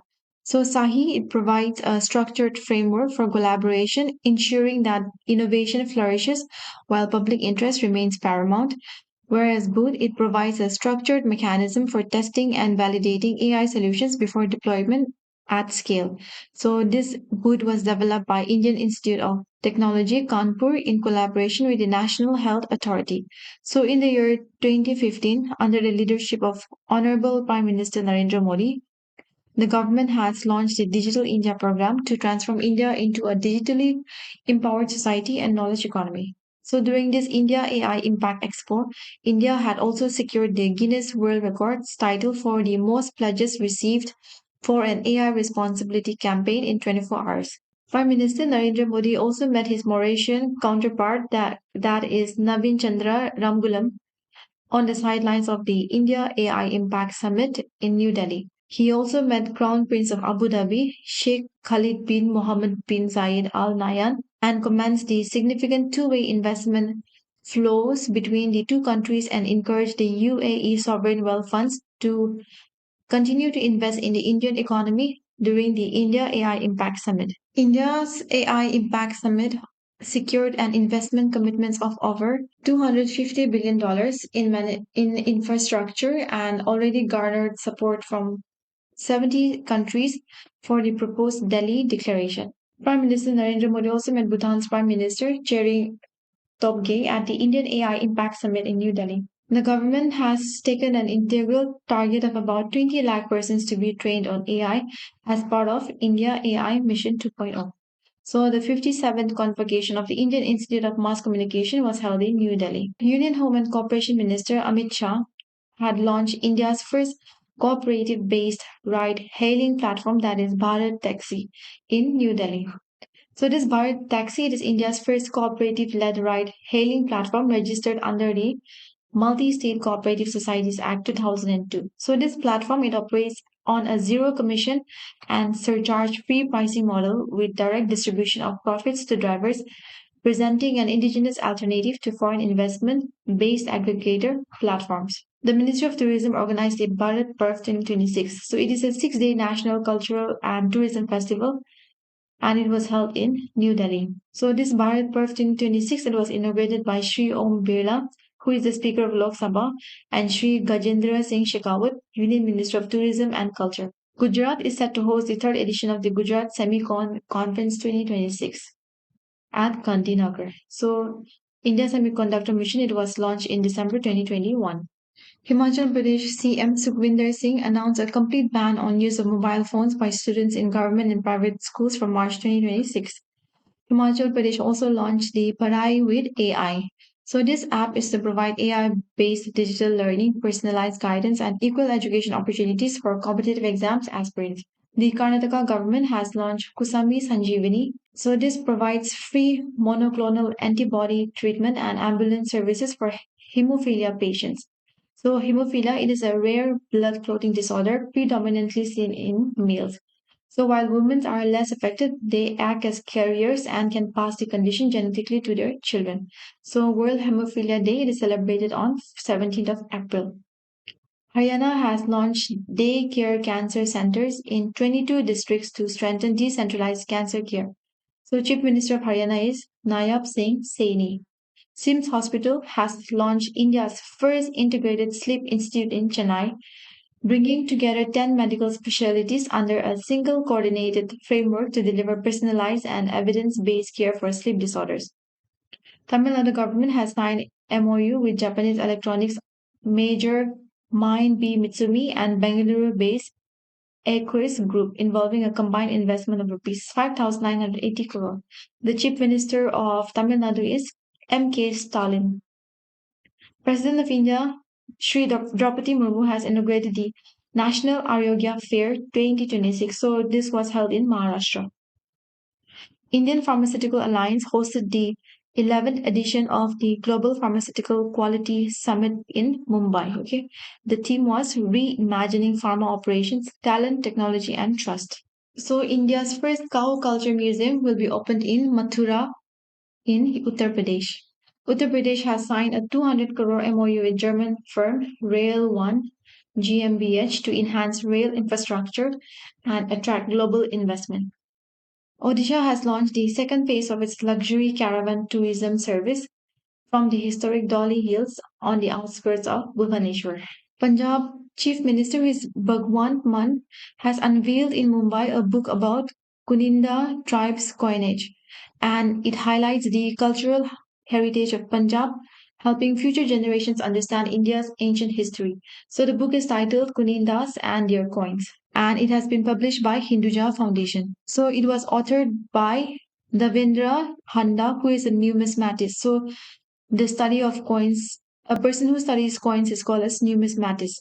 So this book is a detailed study of the coinage of the Kunindas, an early Himalayan tribe that issued silver, copper, and bronze coins between 200 BC and 200 CE. Almora coins belong to which dynasty? The Union Cabinet, chaired by Prime Minister Narendra Modi, gave its consent to rename Kerala as Keralam under Article 3 of the Indian Constitution of India. So, Article 3 of the Indian Constitution of India, it deals with the formation of new states, alteration of areas, boundaries, or names of existing states. So, remember now we will call Kerala as Keralam.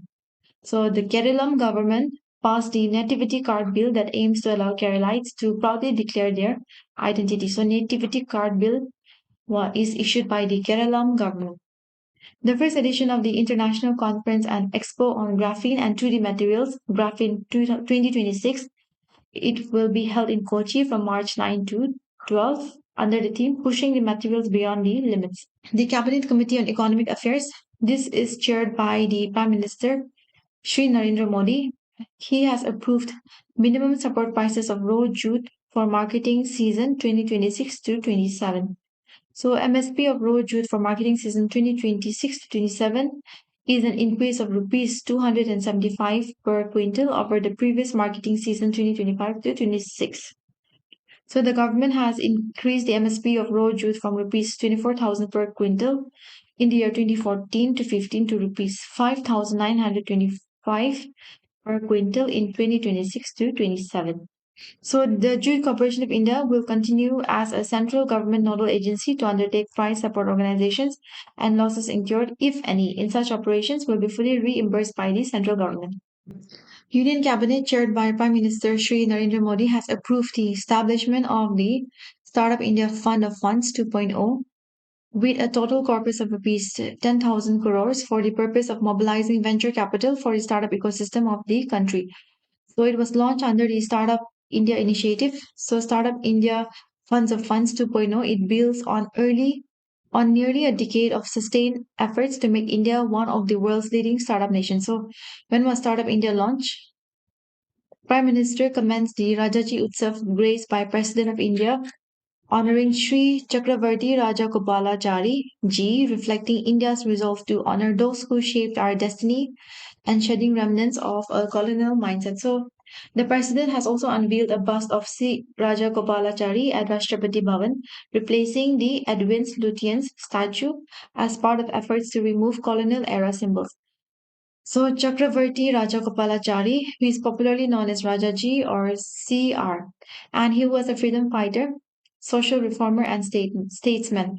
So he was born in December 1878 in Torapalli in Krishnagiri district of Tamil Nadu. He founded the Swatantra Party and he also supported the Rola Satyagraha in the year 1990. So the year is important, and he was awarded the Bharat Ratna in the year 1954. He was also the first Indian and the last Governor General of India. So remember these facts. The Union Commerce and Industry Minister has launched 7 new interventions under the Export Promotion Mission to strengthen MSME exports and global competitiveness. So this Export Promotion Mission, it is a flagship initiative of the Department of Commerce, which was announced in the Union Budget of 2025 to 26 to strengthen India's export competitiveness, particularly for MSME, first-time exporters, and labor-intensive sectors. So this mission will provide a comprehensive, flexible, and digitally driven framework for export promotion with a total outlay of rupees 25,060 crore for financial year 2025 to 26 to financial year 2030 to 31. So this mission, it operates through two integrated sub-schemes, that is Niryat Protsahan and the Niryat Disha. So the government data has revealed that there are only 116 women judges in India's higher judiciary out of 814. So Punjab and Haryana High Court leads with 18, while three high courts, that is Uttarakhand, Tripura, and Manipur, they have zero women judges. So the appointment of judges to the Supreme Court and High Court is made under Article 124, 217, and 224 of the Constitution of India, which do not provide for reservation for any caste or class of persons. So Article 124, it deals with establishment of Constitution of Supreme Court. 217, it deals with the appointment and conditions of the office of a judge of a high court. And Article 224, it deals with the appointment of additional and acting judges. Researchers at the Indian Institute of Technology, Bombay, in collaboration with Melbourne-based Monash University, have developed a simpler and gentler method to recover lab-grown immune cells used in T-cell-based cancer therapies. So there are B cells and T cells are types of white blood cells. So B cells, it produce antibody to fight bacteria and viruses. It originates in bone marrow and also mature in bone marrow. Okay, so that's why they are called as B cells. So the lifespan is short for B cells. For T cells, they attack other cells in the body that have become cancerous or that were overtaken by viruses. So T cells, they originate in the bone marrow, but they travel to the thymus and then they mature there. Okay. So since they mature in the thymus, that's why they are called as T cells. So the T cells lifespan is long as compared to B cells. Kochi Metro Rail Limited signed Memorandum of Understanding with Indian Institute of Science Bengaluru, which is aimed at advancing joint research and implementation in sustainable urban mobility and public transport systems. So India has assumed the chairmanship of the Indian Ocean Naval Symposium from the Royal Thai Navy after a gap of 16 years.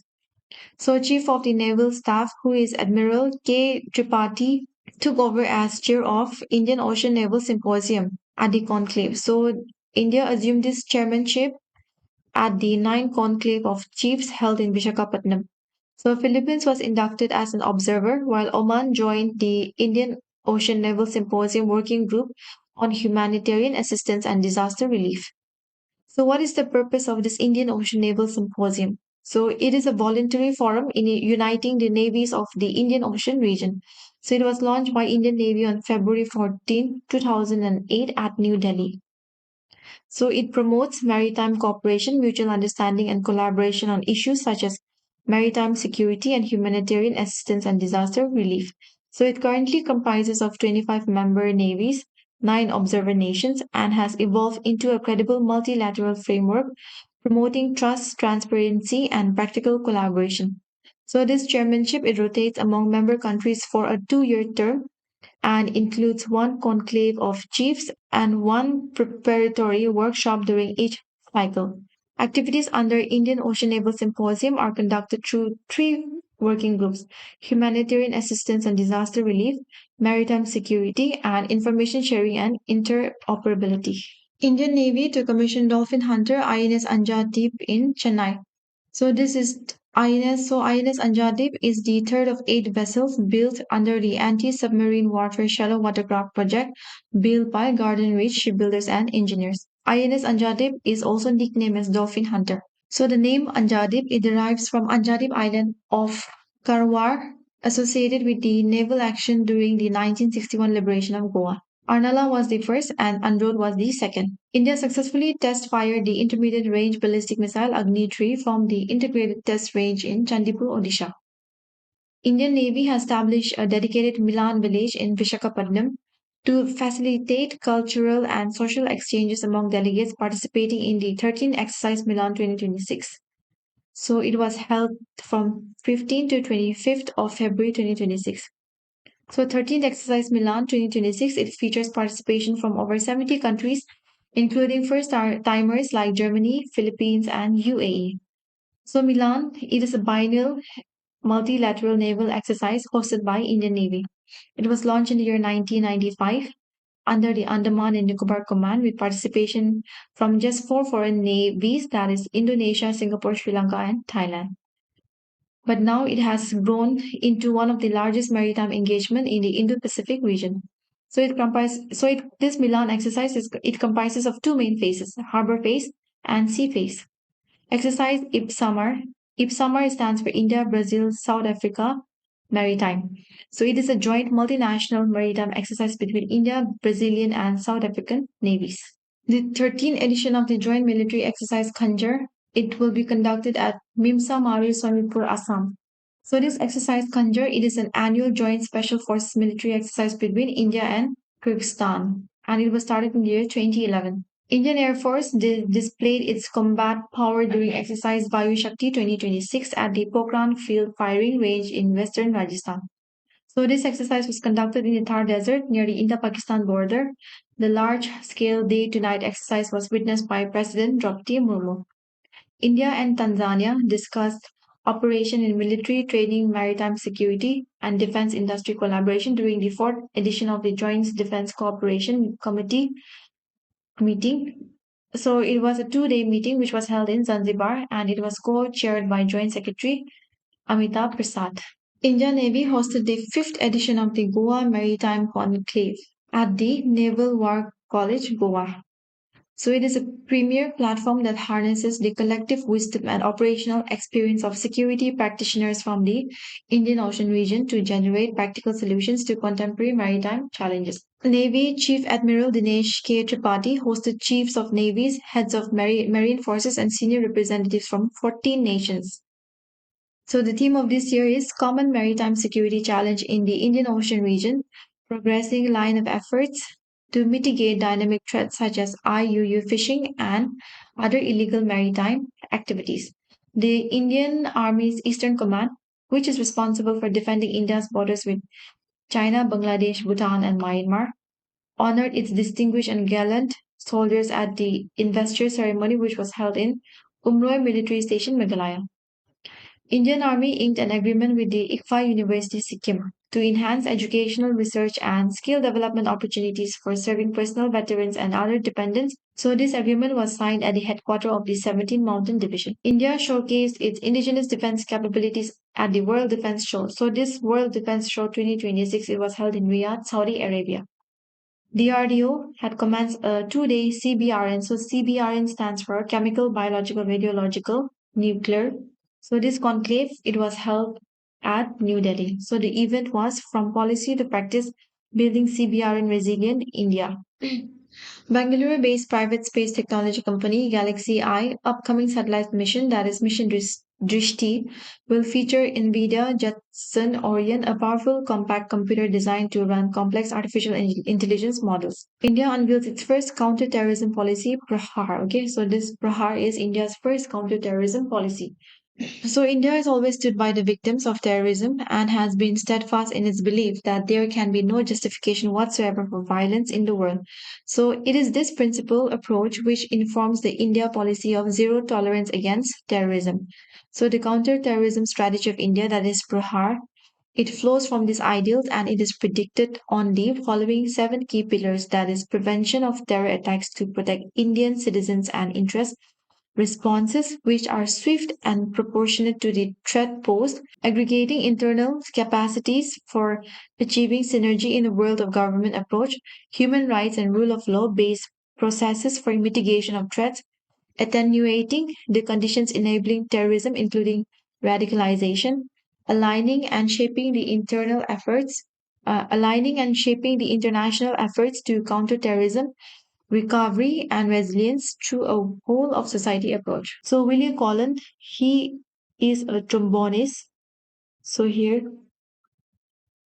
so recently he passed away. The lead singer and songwriter of US band Three Doors Down, Brad Arnold. So he recently passed away. Retired IPS officer Ajit Lal, a 1974 batch Himachal Pradesh cadre officer, is set to take over the Ministry of Home Affairs Northeast advisor, replacing A.K. Mishra. So Sunitra Pawar became Maharashtra's first woman deputy chief minister. So Dutch King Willem Alexander, he swore in a new minority Dutch coalition government, which was led by Netherlands' youngest ever prime minister, Job Jetten. So Job Jetten is the youngest ever prime minister of Netherlands.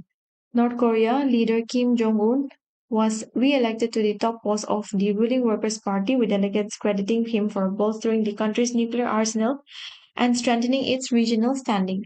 So Congress appoints Vinod Jagar as National Students Union of India president. In a landmark moment for India-Israel's relations, Israel's parliament, that is Knesset, conferred the Speaker of the Knesset Medal on Prime Minister Narendra Modi, making him the first ever recipient of this prestigious award. So this Knesset is Israel's parliament. So these are some of the parliaments listed here for different countries. So Diet is for Japan. Althing is the oldest parliament of Iceland, and for India we call it Sanset. Vellore Institute of Technology Vice President Shankar Vishwanathan has been conferred the honorary degree of Doctor of Philosophy in Engineering and Technology Management by Raja Mangala University of Technology, Krungthep, Thailand. IPI India Award for Excellence in Journalism 2025 was presented to Scroll reporter Vaishnavi Rathore. Justice B.V. Nagaratna is poised to make history as the first woman Chief Minister of India, and she will assume office. She is expected to assume office on September 23, 2027. Spiritual leader of Tibet, the Dalai Lama was honored with his first Grammy Award at the age of 90, making a significant milestone in his lifetime of sharing messages of peace and reflection. So the Dalai Lama's spoken word album, Meditations, the Reflections of His Holiness the Dalai Lama. So this received recognition in the category of Best Audio Book, Narration and Storytelling record at the 68th Annual Grammy Awards. So some of the other nominations included Kathy Garver, Trevor Noah, Ketanji Brown Jackson, and Fab Morvan. So he is the 14th Dalai Lama, and his spiritual name is Jetson Jampel Ngawang Lobsang Yeshe Tezen Gyatso. So which is shortened as Tezen Gyatso. Gyalyam Ashi Dorji Wangmo Wangchuk, the Queen Mother of Bhutan, was honored with the 22nd Upendranath Brahma Soldier of Humanity Award 2025. So this event was also attended by Lakshman Prasad Acharya, who is the governor of Assam. So Upendranath Brahma Soldier of Humanity Award, it was instituted in the year 2004 by Upendranath Brahma Trust. So this award is named after Upendranath Brahma, who is popularly known as Bodhafa. he was a Bodo leader and a social reformer. So during the address, the governor of Assam has also referred to the decision of the government of Assam to declare 31st March as Chhatra Divas, that is Students' Day. Yellow Letters, a searing political drama by the German director Ilker Katak, won the top prize at this year's Berlin International Film Festival. The lyrical Dennis Johnson adaptation, Train Dreams, won the top film award at the Film Independent Spirit Awards, while TV series Adolescence dominated the television categories. Clint Bentley won Best Director for Train Dreams, and then the show Adolescence took home awards for Best New Scripted Series, Best Actor, Best Supporting Actor, and the Breakthrough Prize. Selena Gomez and Kenneth Cole will be honored at the 2026 Social Impact Summit NYC to be held at the Fashion Institute of Technology on March 30.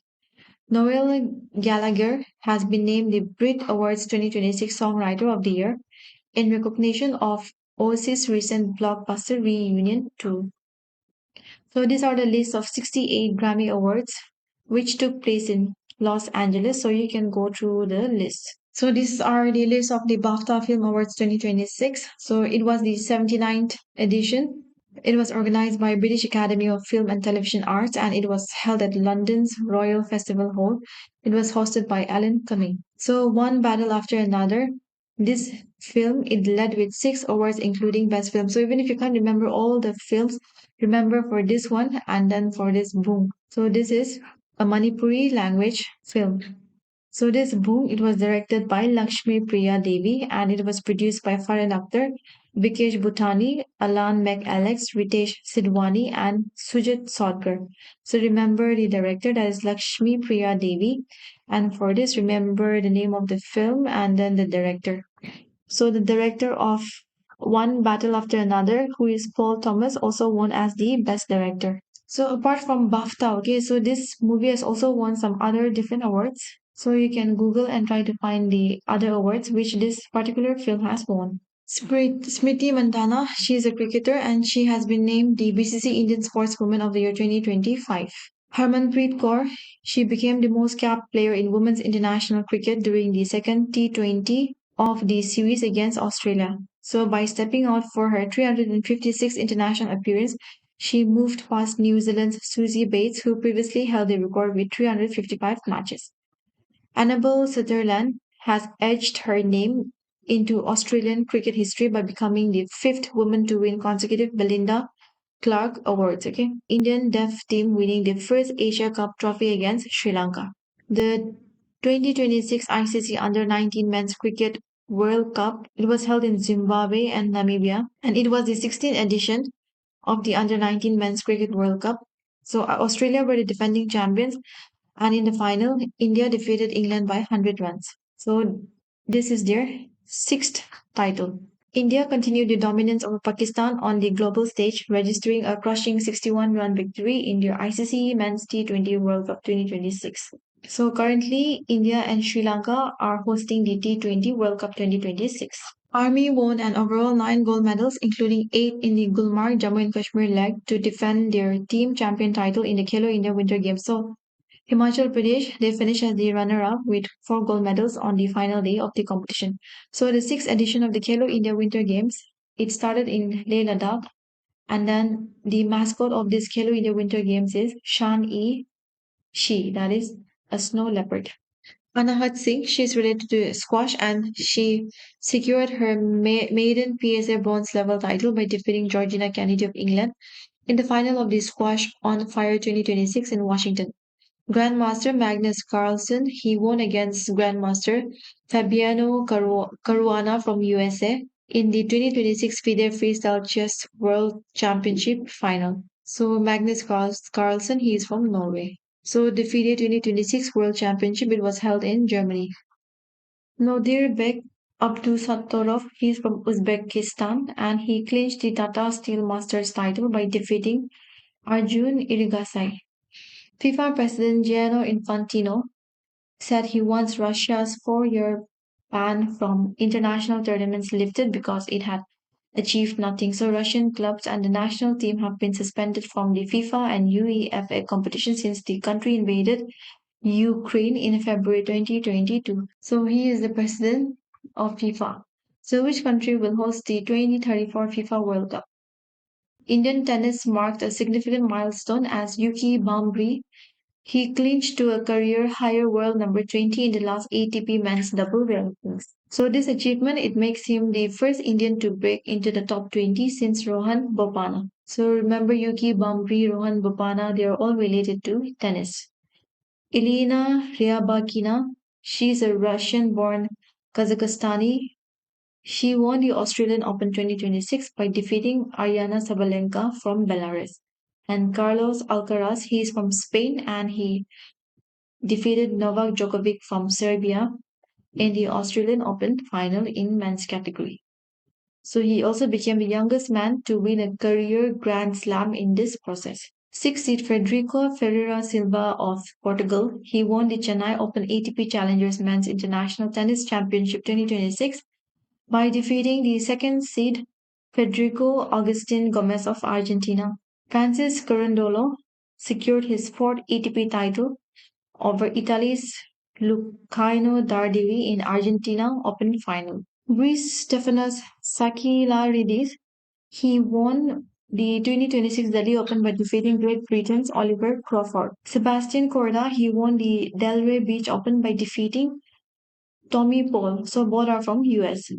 Thomas Martin Echeverry from Argentina, he won the Rio Open by defeating Alejandro Tabilo. Indian boxers, they finished the Boxum Elite International 2026 with 19 medals, 9 golds, 3 silver, which concluded in La Nucia Alicante in Spain. So these are the women's who won and these are the men's who won. So you can go through the names. Kriti Dahiya, she clinched silver in the women's individual 50-meter rifle three positions event at the Asian Shooting Championship, which was held in New Delhi.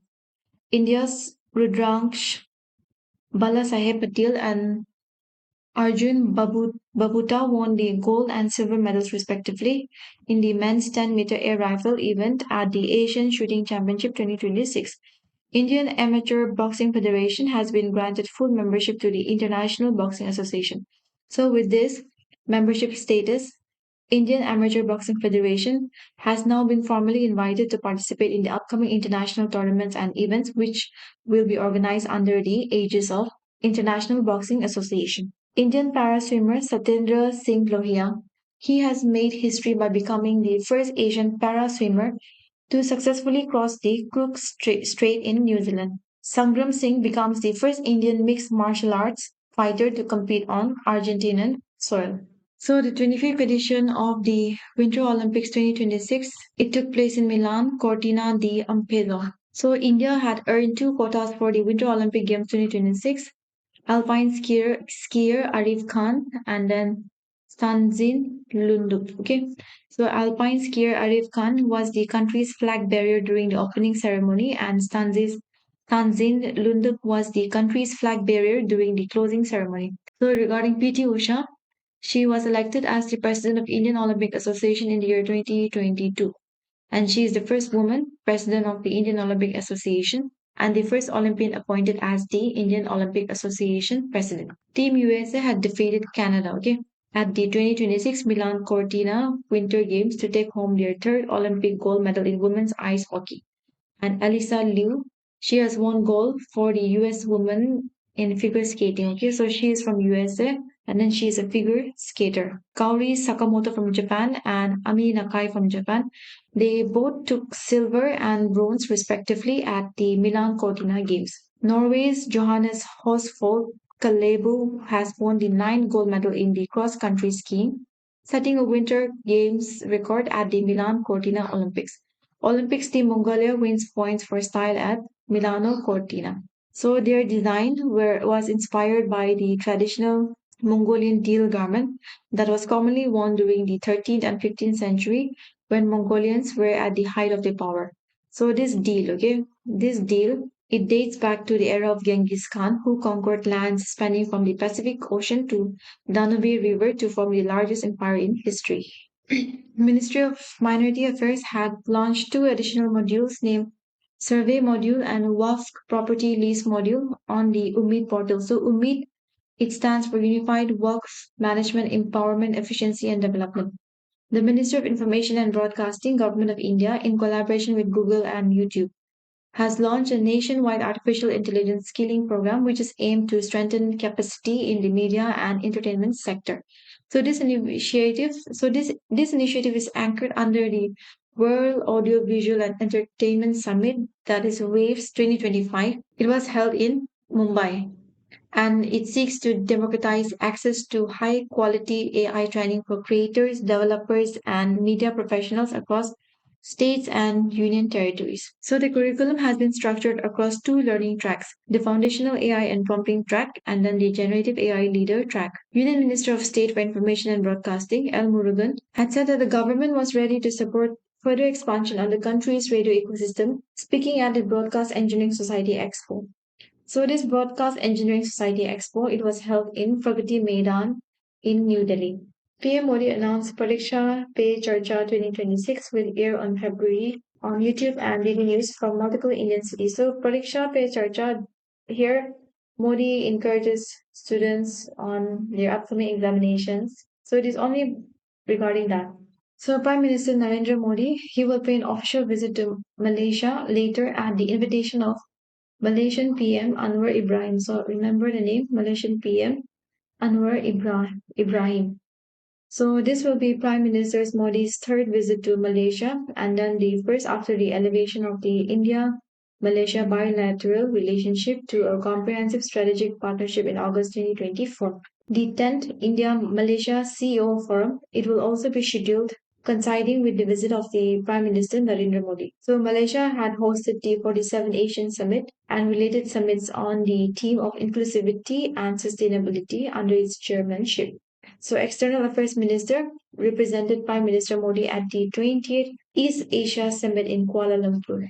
So in the same month, during his virtual address on the 22nd India-Asian Summit in Kuala Lumpur, Prime Minister Narendra Modi had declared that the 21st century is the century of India and Asia, underscoring the profound historical, cultural, and civilization ties binding the two regions. Indian Newspaper Society President Vivek Gupta, he has expressed serious concern over the prevailing state of the domestic newsprint industry, highlighting a widening gap between demand and indigenous production. So this Indian Newspaper Society, it was formerly known as Indian and Eastern Newspaper Society, and it is an independent body authenticating circulation figures of newspapers and periodicals in India. So it was founded in the year 1939 and it is headquartered in the capital city of New Delhi.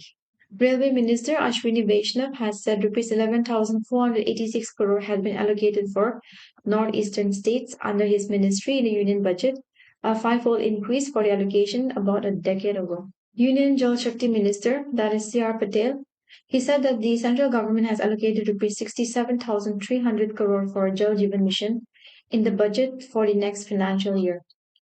So the fund will be provided to states if certain conditions are fulfilled. So Jal Jeevan Mission, it was launched on 15 August 2019 to ensure functional household tap connections to all rural households. So the nodal ministry of this Jal Jeevan Mission is Ministry of Jal Shakti, and then it aims for 55 liters per capita per day drinking water. So the funding pattern is centrally sponsored, that is states and center. This is for general states, that is 50-50 for northeastern and Himalaya states, 90-10, 90 center, 10 state, and 100% central funding from for union territories.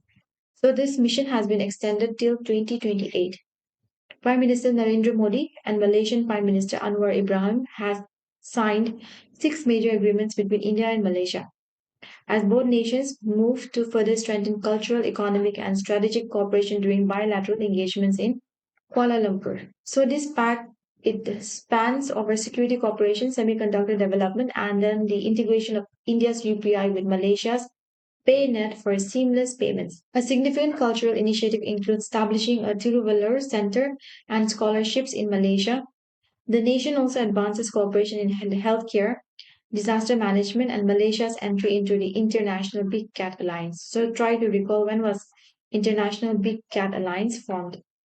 Former South Korean President Yoon Suk Yeol, he has been sentenced to life in prison for his brief imposition of martial law to suppress the opposition. So India and Nepal they signed an agreement on mutual legal assistance in criminal matters to enable the two countries to cooperate in criminal investigation and legal proceedings. So this pact was signed in Kathmandu. India and Nepal has also signed a memorandum of understanding in New Delhi to strengthen bilateral cooperation in environmental conservation, forest management, and climate change. The MOU it emphasizes on the formulation of biodiversity conservation strategies at the landscape level with a focus on key species such as elephants, gangetic dolphins, rhinoceros, snow leopards, tigers, and vultures. Mohammad Yunus, he has announced his exit from the Bangladesh government. So, Mohammad Yunus said that Bangladesh foreign policy under his 18-month tenure restored three core pillars that is sovereignty, national interest, and dignity. And he declared that the country was no longer submissive or guided by other nations' directives. So his government took in charge in August 2024 after the fall of the Sheikh Hasina led regime. So Yunus, he is also known as the father of microfinance, okay, for pioneering the modern concept of microcredit and microfinance. So he was also awarded the Nobel Peace Prize in the year 2006. He is the founder of the Grameen Bank and the first Bangladeshi to win the Nobel Peace Prize. So this Grameen Bank, it means village bank, and the ordinance was enacted on 4th September 1983. So Sri Om Birla, who is the Speaker of Lok Sabha, he represented the government of India at the swearing-in ceremony of the newly elected government of Bangladesh, led by H.E. Mr. Tariq Rahman, chairman of Bangladesh Nationalist Party in Dhaka. India and France elevated their ties to a special global strategic partnership with Prime Minister Narendra Modi and French President Emmanuel Macron, conquering that deepening cooperation between Paris and New Delhi represents a partnership for global stability and global progress in today's turbulent world. So India and France they signed their first strategic partnership in the year 1998. India-Israel Sales Special Strategic Partnership agreement has been reached for the use of UPI in Israel. And so Israel will open its manufacturing and restaurant sectors to Indian workers with over 50,000 Indian workers expected to travel to Israel over the next 5 years under a newly signed protocol.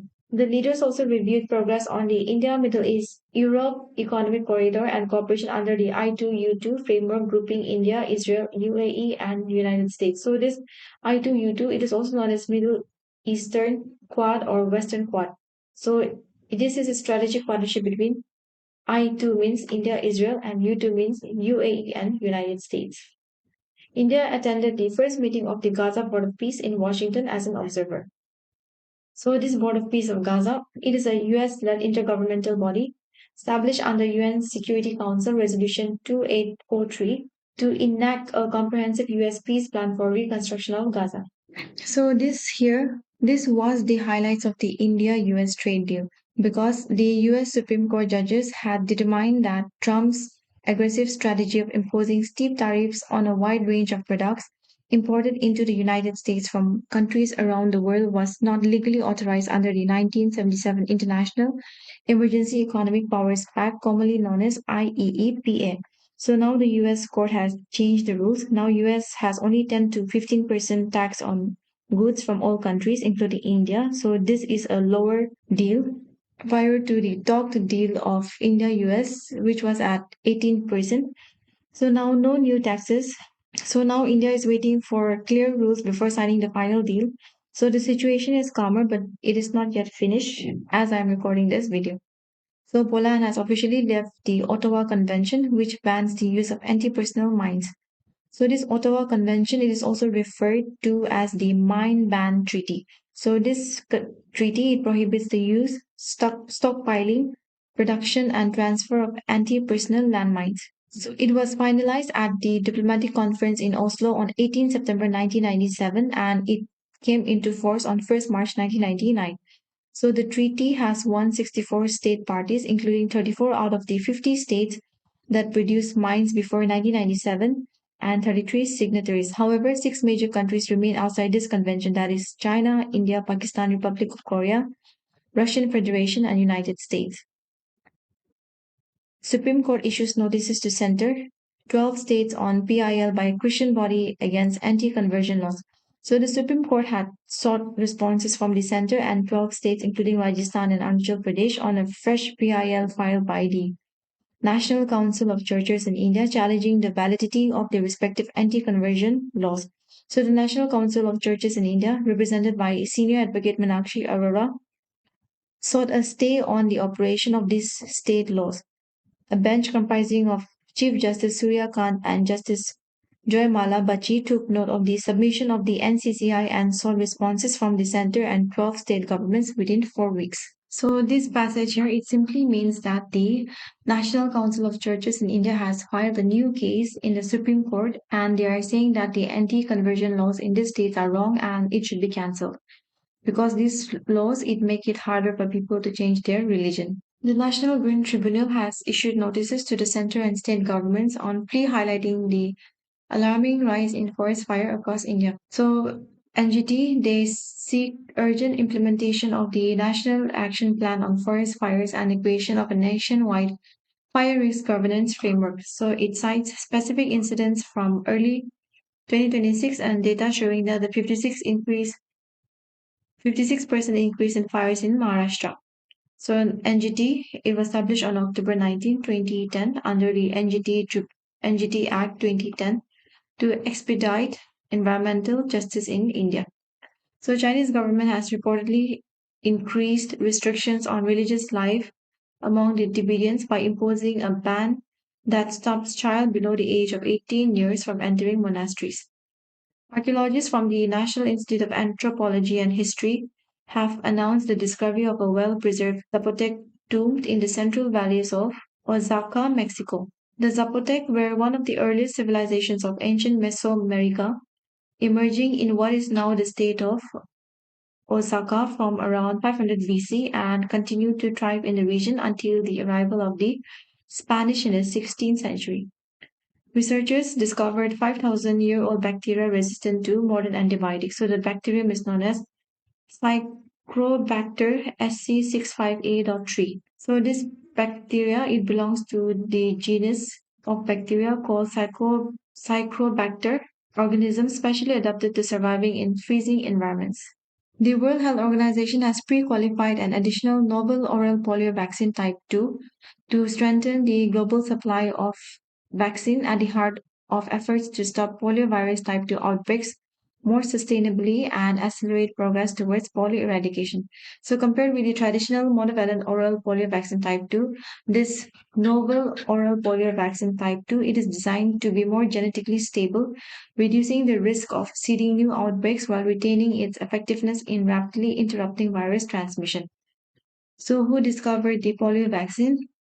So polio, it is a crippling and potentially deadly viral infectious disease that affects the nervous system. So polio is transmitted through contaminated water, food, or contact with an infected person. So in the year 2011, India saw the last case of wild poliovirus in Howrah, West Bengal. So following that year onwards, the country has ramped up its surveillance efforts and no further wild poliovirus cases were reported. Colorectal cancer is rising in young people.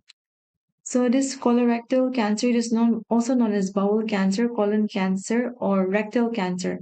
And it is the development of cancer from the colon or rectum, which is the parts of the large intestine.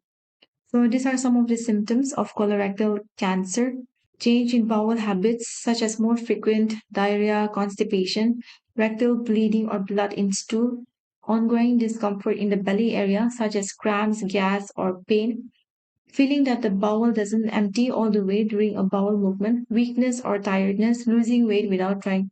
So before this, colorectal cancer was seen only in older patients, but in the recent years, this colorectal cancer is rising more in the young people. Epilepsy affects 15 million Indians. Epilepsy is also known as seizure disorder and it is a chronic brain disorder where the nerve cells they don't signal properly, which causes recurring seizures. So it is a neurological disorder which is marked by repeated seizures caused by abnormal electrical activity in the brain. So these are the states in which the assembly elections will be held. That is West Bengal, Assam, Tamil Nadu, Kerala, and Puducherry. So last time the assembly polls in West Bengal were held in 8 phases, which was the maximum. In Assam, it was held in 2 phases, and in Tamil Nadu, Kerala, and Puducherry, it was held in singular phases. So you can go through this table here. The current term is listed, and then the seats in Rajya Sabha and Lok Sabha of the particular states are listed. At the time when opposition moved a no confidence motion resolution against Lok Sabha Speaker Om Birla, he has constituted parliamentary friendship groups with 64 countries to strengthen India's parliamentary outreach and appointed senior opposition leaders to head over a dozen of them.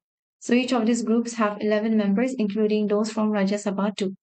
So it is no confidence motion. It is a motion which is moved by a member to express a lack of confidence of the Lok Sabha in the government.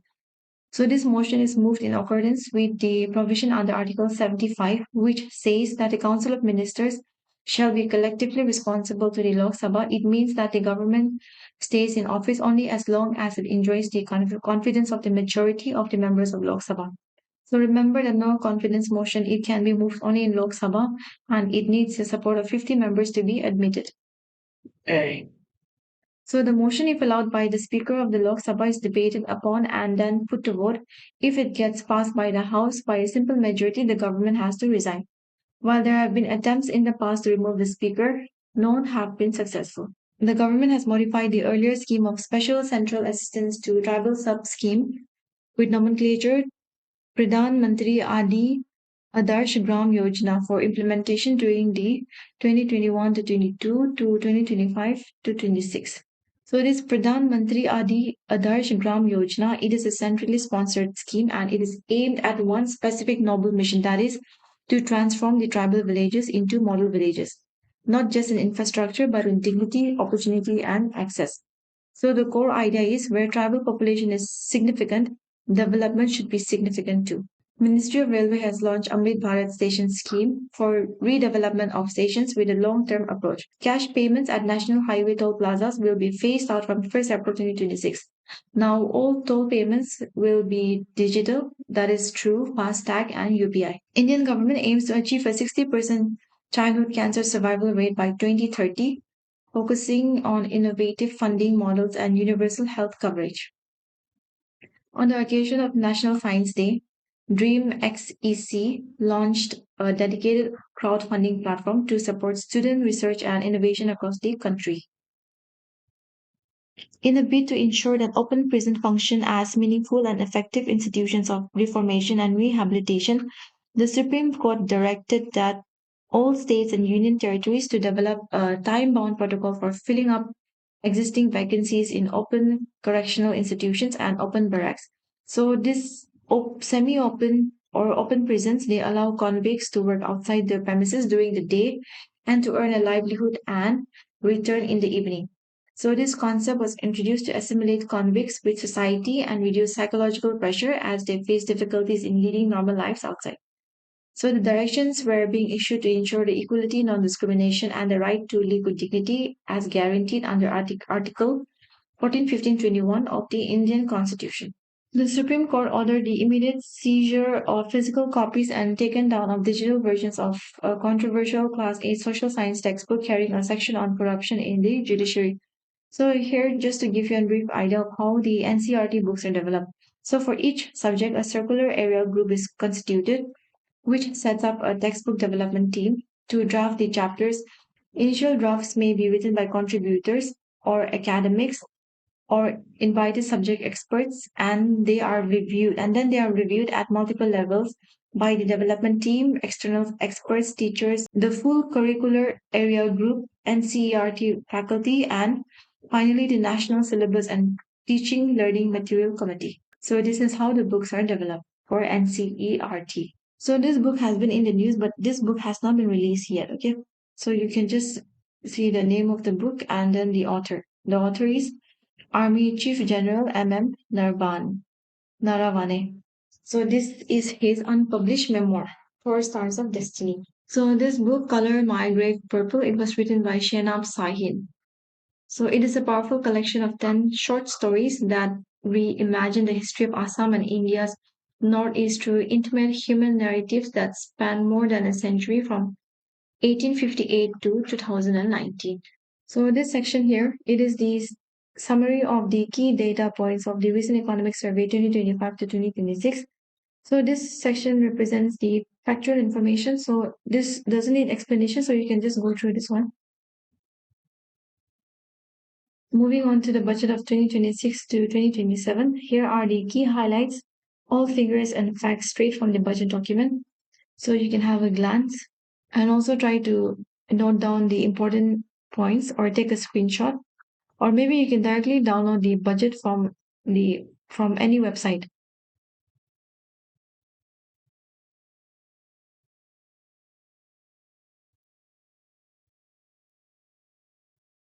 So you can go through all this. So India semiconductor mission, this is important. You can also go through these points. This is also important. New dedicated freight corridors to be established connecting Dankuni in the east to Surat in the west. So the government will also develop 7 high-speed rail corridors between cities as growth connectors. Okay, so try to remember this. So here, this is the second kartavya. So from here, focus on this orange economy. Okay, so this orange economy, it is a term that is used to describe the creative industries like arts, culture, design, media, and entertainment. So here, in this case, the government of India will boost the India's creative industries like animation, gaming, visual effects, and comics. Okay, so don't forget this one. This is important. So this is the third kartavya. So you can go through this. So this is very important. The GDP and IIP and CPI. Okay, the base year has been revised, so you have to know this.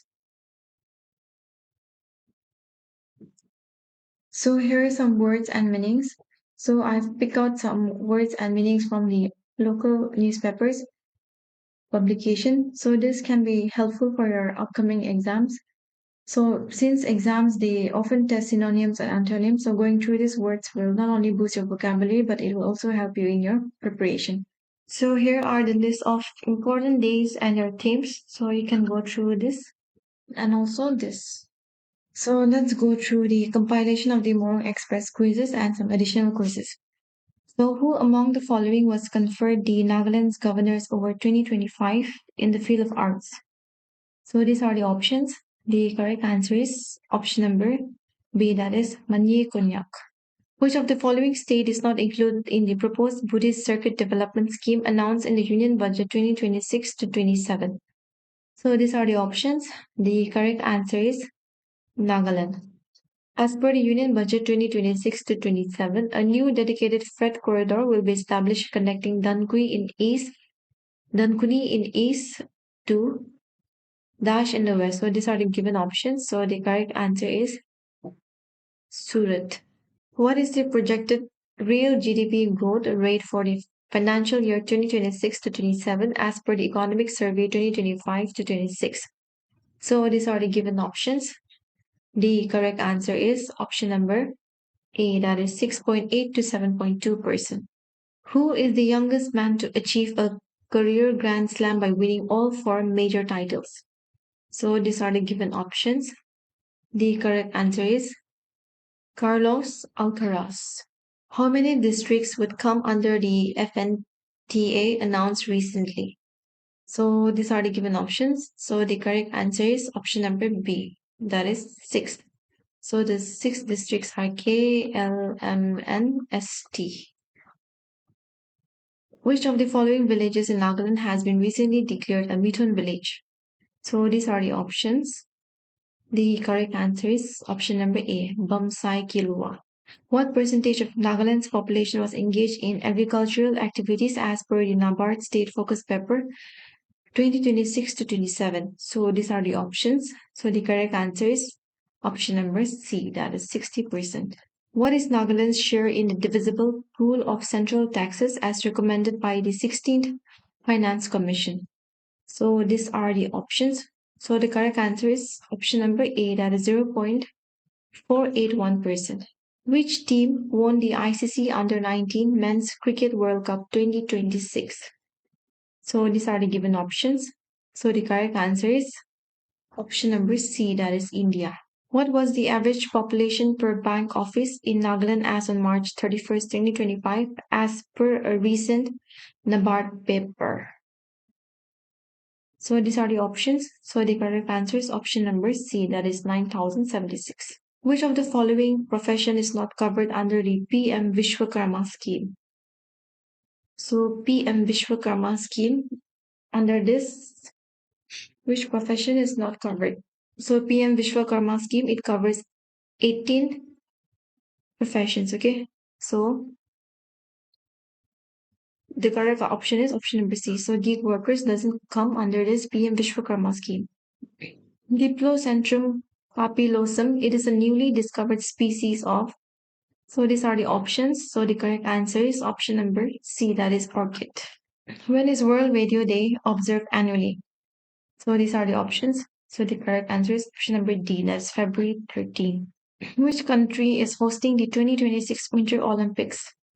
So these are the options. So the correct answer is option number C, Italy. Where is Nagaland's first woman-centric business process outsourcing center located? So these are the options. So the correct answer is option number B, that is Dimapur. When is International Mother Language Day observed annually? So these are the options. So the correct answer is option number A, that is February 21. What is the approved name of the state of Kerala? So these are the options. So the correct answer is option number B, that is Kerala. So changing of the name of a state comes under Article 3 of the Indian Constitution. Galathea balasubramaniani, it is a newly discovered species of which of the following? So these are the options. So the correct answer is option number A, that is crab. Alisa Liu, the winner of the women's singles figure skating competition at the 2026 Winter Olympics, belongs to which country? So these are the options. So the correct answer is option number D, that is United States. Though the name sounds like Chinese, she represents United States. A law brought in 1989 to prevent atrocities seeks to protect which of the following? So these are the given options. So the correct answer is option number D, that is scheduled castes and scheduled tribes. When will the inaugural Khelo India Tribal Games for the tribal athletes be held and where? So the correct answer is option number B, that is February 14, 2026, Chhattisgarh. If you know the place, then you can directly choose the correct option. So this Morveer, this is the official mascot of Khelo India Tribal Games. In November 2025, veteran peace builder Nikitu Viralu from Nagaland received which international award for his lifelong work in reconciliation? So these are the given options. So the correct answer is option number B, that is Initiatives of Change Lifetime Achievement Award, Achiever Award. With respect to the Places of Worship Act 1991, consider the following statements. It prohibits conversion of any place of worship and provides for the maintenance of the religious character of any place of worship as it existed on 26 January 1950. So this is wrong because it should be 15th August 1947. Ancient and historical monuments and archaeological sites and remains are exempted from it. So this is correct. So that means we have to find the correct one. So that means only 2 is correct. Which insurance company serve as the implementing agency for CMHIS and AB PMJOY in Nagaland until March 2025? So the correct answer is option number B, that is Generali Central India Insurance Co Limited. What has Aboriginal Energy designated 2026 as? So these are the options. So the correct answer is option number B, that is Year of Missions. According to Article 25 of the Indian Constitution, every citizen of India has the freedom to profess, practice, and die his religion. So these are the options. So the correct answer is option number A, that is propagate. Name the current Solicitor General of India. So these are the options. So the correct answer is Tushar Mehta. The 10th schedule of the Indian Constitution deals with which of the following? So the correct answer is option number C, that is anti-defection law. The system of MSP was first introduced for Dash in 1966 to 67 and later expanded to include other essential food crops. So the correct answer is option number A, that is wheat. In which year first gender budget statement appeared in Union Budget of India? So these are the given options. So the correct answer is option number D, that is 2005-6. Vacation, resignation, and removal from the offices of Speaker and Deputy Speaker are addressed in which article of the Constitution of India? So the correct answer is option number D, that is Article 94. India signed the Panchshir Agreement with which of the following countries? So the correct answer is option number A, that is China. Which of the following is not a biodiversity hotspot in India? So the correct answer is option number C, that is the Eastern Ghats. In India, which type of soil among the following occupies the largest area? So these are the following options. So the correct answer is option number D, that is alluvial soil. The NNC and the Government of India signed the Nine-Point Agreement on June 26, 1947. The Government of India was represented by which of the following?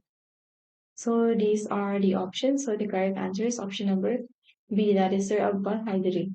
Folk tale is called as, here are some in which of the following? So the correct answer is option number D, that is Zilia.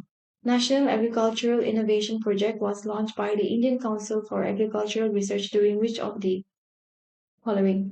So the correct answer is option number C, that is 10th plan period. The Battle of Konoma was fought during which of the following? So the correct answer is option number B, that is 1879 to 1880. The normal tenure of a Lok Sabha member is, so here are the given options. So the correct answer is option number B, that is C, that is 5 years from the date of its first meeting. The first Naga lady graduated in 1936. She was which of the following?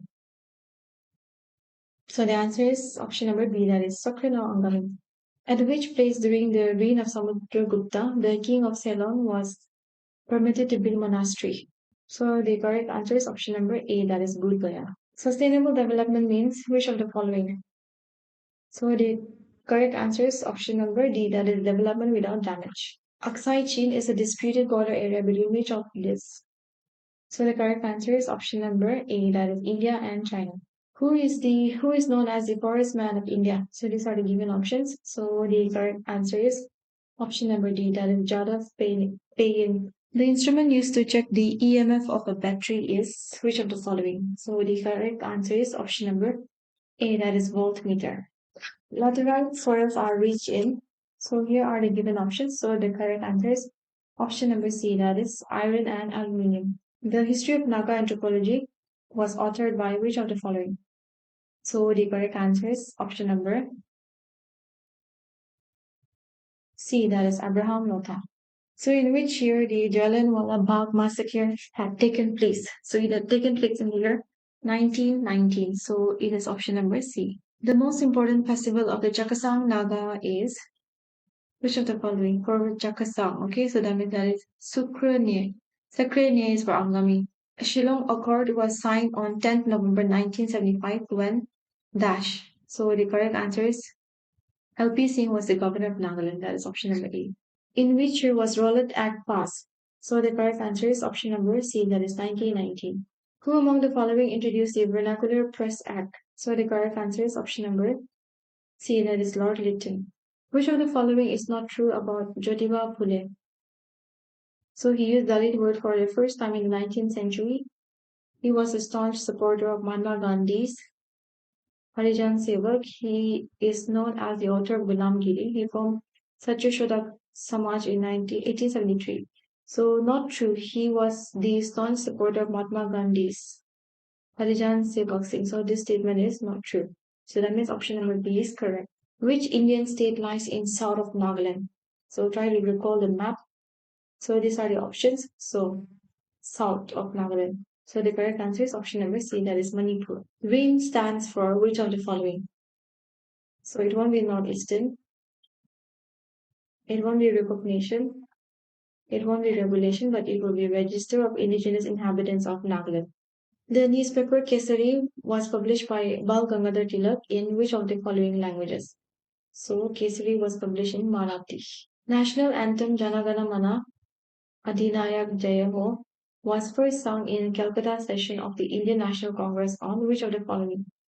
So the correct answer is option number A, that is 27 December 1911. Originally, the title of National Anthem of India penned by Rabindranath Tagore was which of the following? So the correct answer is Bharato Bhagyo Vidhata. The term trips and trims are related to which mechanism? So these are the given options. So the correct answer is option number A, that is WTO, World Trade Organization. Which lake resembles the shape of a footprint and believed to be the abode of spirits by the locals? So the lake which resembles the shape of footprint is Chiloy Lake. The river which forms a natural boundary between Nagaland and the North Chachar Hills, Assam is which of the following? So that is Dhansari. Blood is cleaned by which of the following? So the correct answer is option number D, that is kidney. The lifespan of red blood cells is which of the following? So the correct answer is 120 days. The name Kisama, the main venue of Hornbill Festival Nagaland, is derived from the names of which of the following? So the correct answer is Kigwema village and then Kisama village. A biogenesis, a Naga folk band created a new music genre called Dash, which is a blend of Naga folk tunes, throaty sounds, and modern rock based music. So, what is the name of the genre? So, the correct answer is option number D. Okay, kindly focus on the spelling. Is Howey. Okay, not WE. Howey. So, what is Bahum? So, these are the given options. So, Bahum is a bamboo wind musical instrument. So, this is a Bahum. The provisions for uniform civil code is included under which part of the Indian Constitution? So, these are the given options. So, the correct answer is option number C, that is DPSP. Number 69, what is the full form of SSAI? So these are the given options. So the correct answer is option number B, that is Food Safety and Standards Authority of India. Pradhan Mantri Gram Sadak Yojana Phase 4 has been approved for a period of which of the following? So the correct answer is option number B, that is from 2024 to 2028 to 9. The Union Cabinet approved the centrally sponsored scheme PM Schools for Dash India in September 2022. So PM Shri, it is a centrally sponsored scheme and then it stands for Schools for Rising India. An act to protect children from offenses of sexual assault, sexual harassment, and pornography, and provide for establishment of special courts referred as DASH. So the correct answer is option number A, that is Protection of Children from Sexual Offenses Act 2012. Chairperson under Sexual Harassment of Women at the Workplace Act 2013 means which of the following? So the correct answer is option number D, that is chairperson of the local complaints committee. Telemanas initiative was launched by the Union Ministry of Health and Family Welfare. What does M stand for in Manas? So M, it stands for mental health. Which of the following statement is incorrect about India's Act East policy? We have to find the incorrect statement. So these are the given options. So the correct answer is option number D. The Union government proposed the Viksit Bharat Guarantee for Rozgar and Ajivika Mission bill to replace Manrega. How many days of wage employment does the BBG Ramji bill guarantee per financial year? So these are the given options. So the correct answer is option number C, that is 125 days. Carbon monoxide is a poisonous gas because, so the correct answer is it binds to hemoglobin. What is a narrow strip of land that connects India's northeastern states to the rest of the country? So these are the given options. So the correct answer is option number D, that is both B and C. What happens if a no confidence motion is passed in the Indian Lok Sabha against the union government? So these are the given options. So the correct answer is option number C, that is the entire council of ministers must resign. Sonic boom is produced when a source of sound travels at a speed. Which of the following? So the correct answer is option number A, that is greater than the speed of sound. So this concludes this video. I'll see you in the next video. Thank you.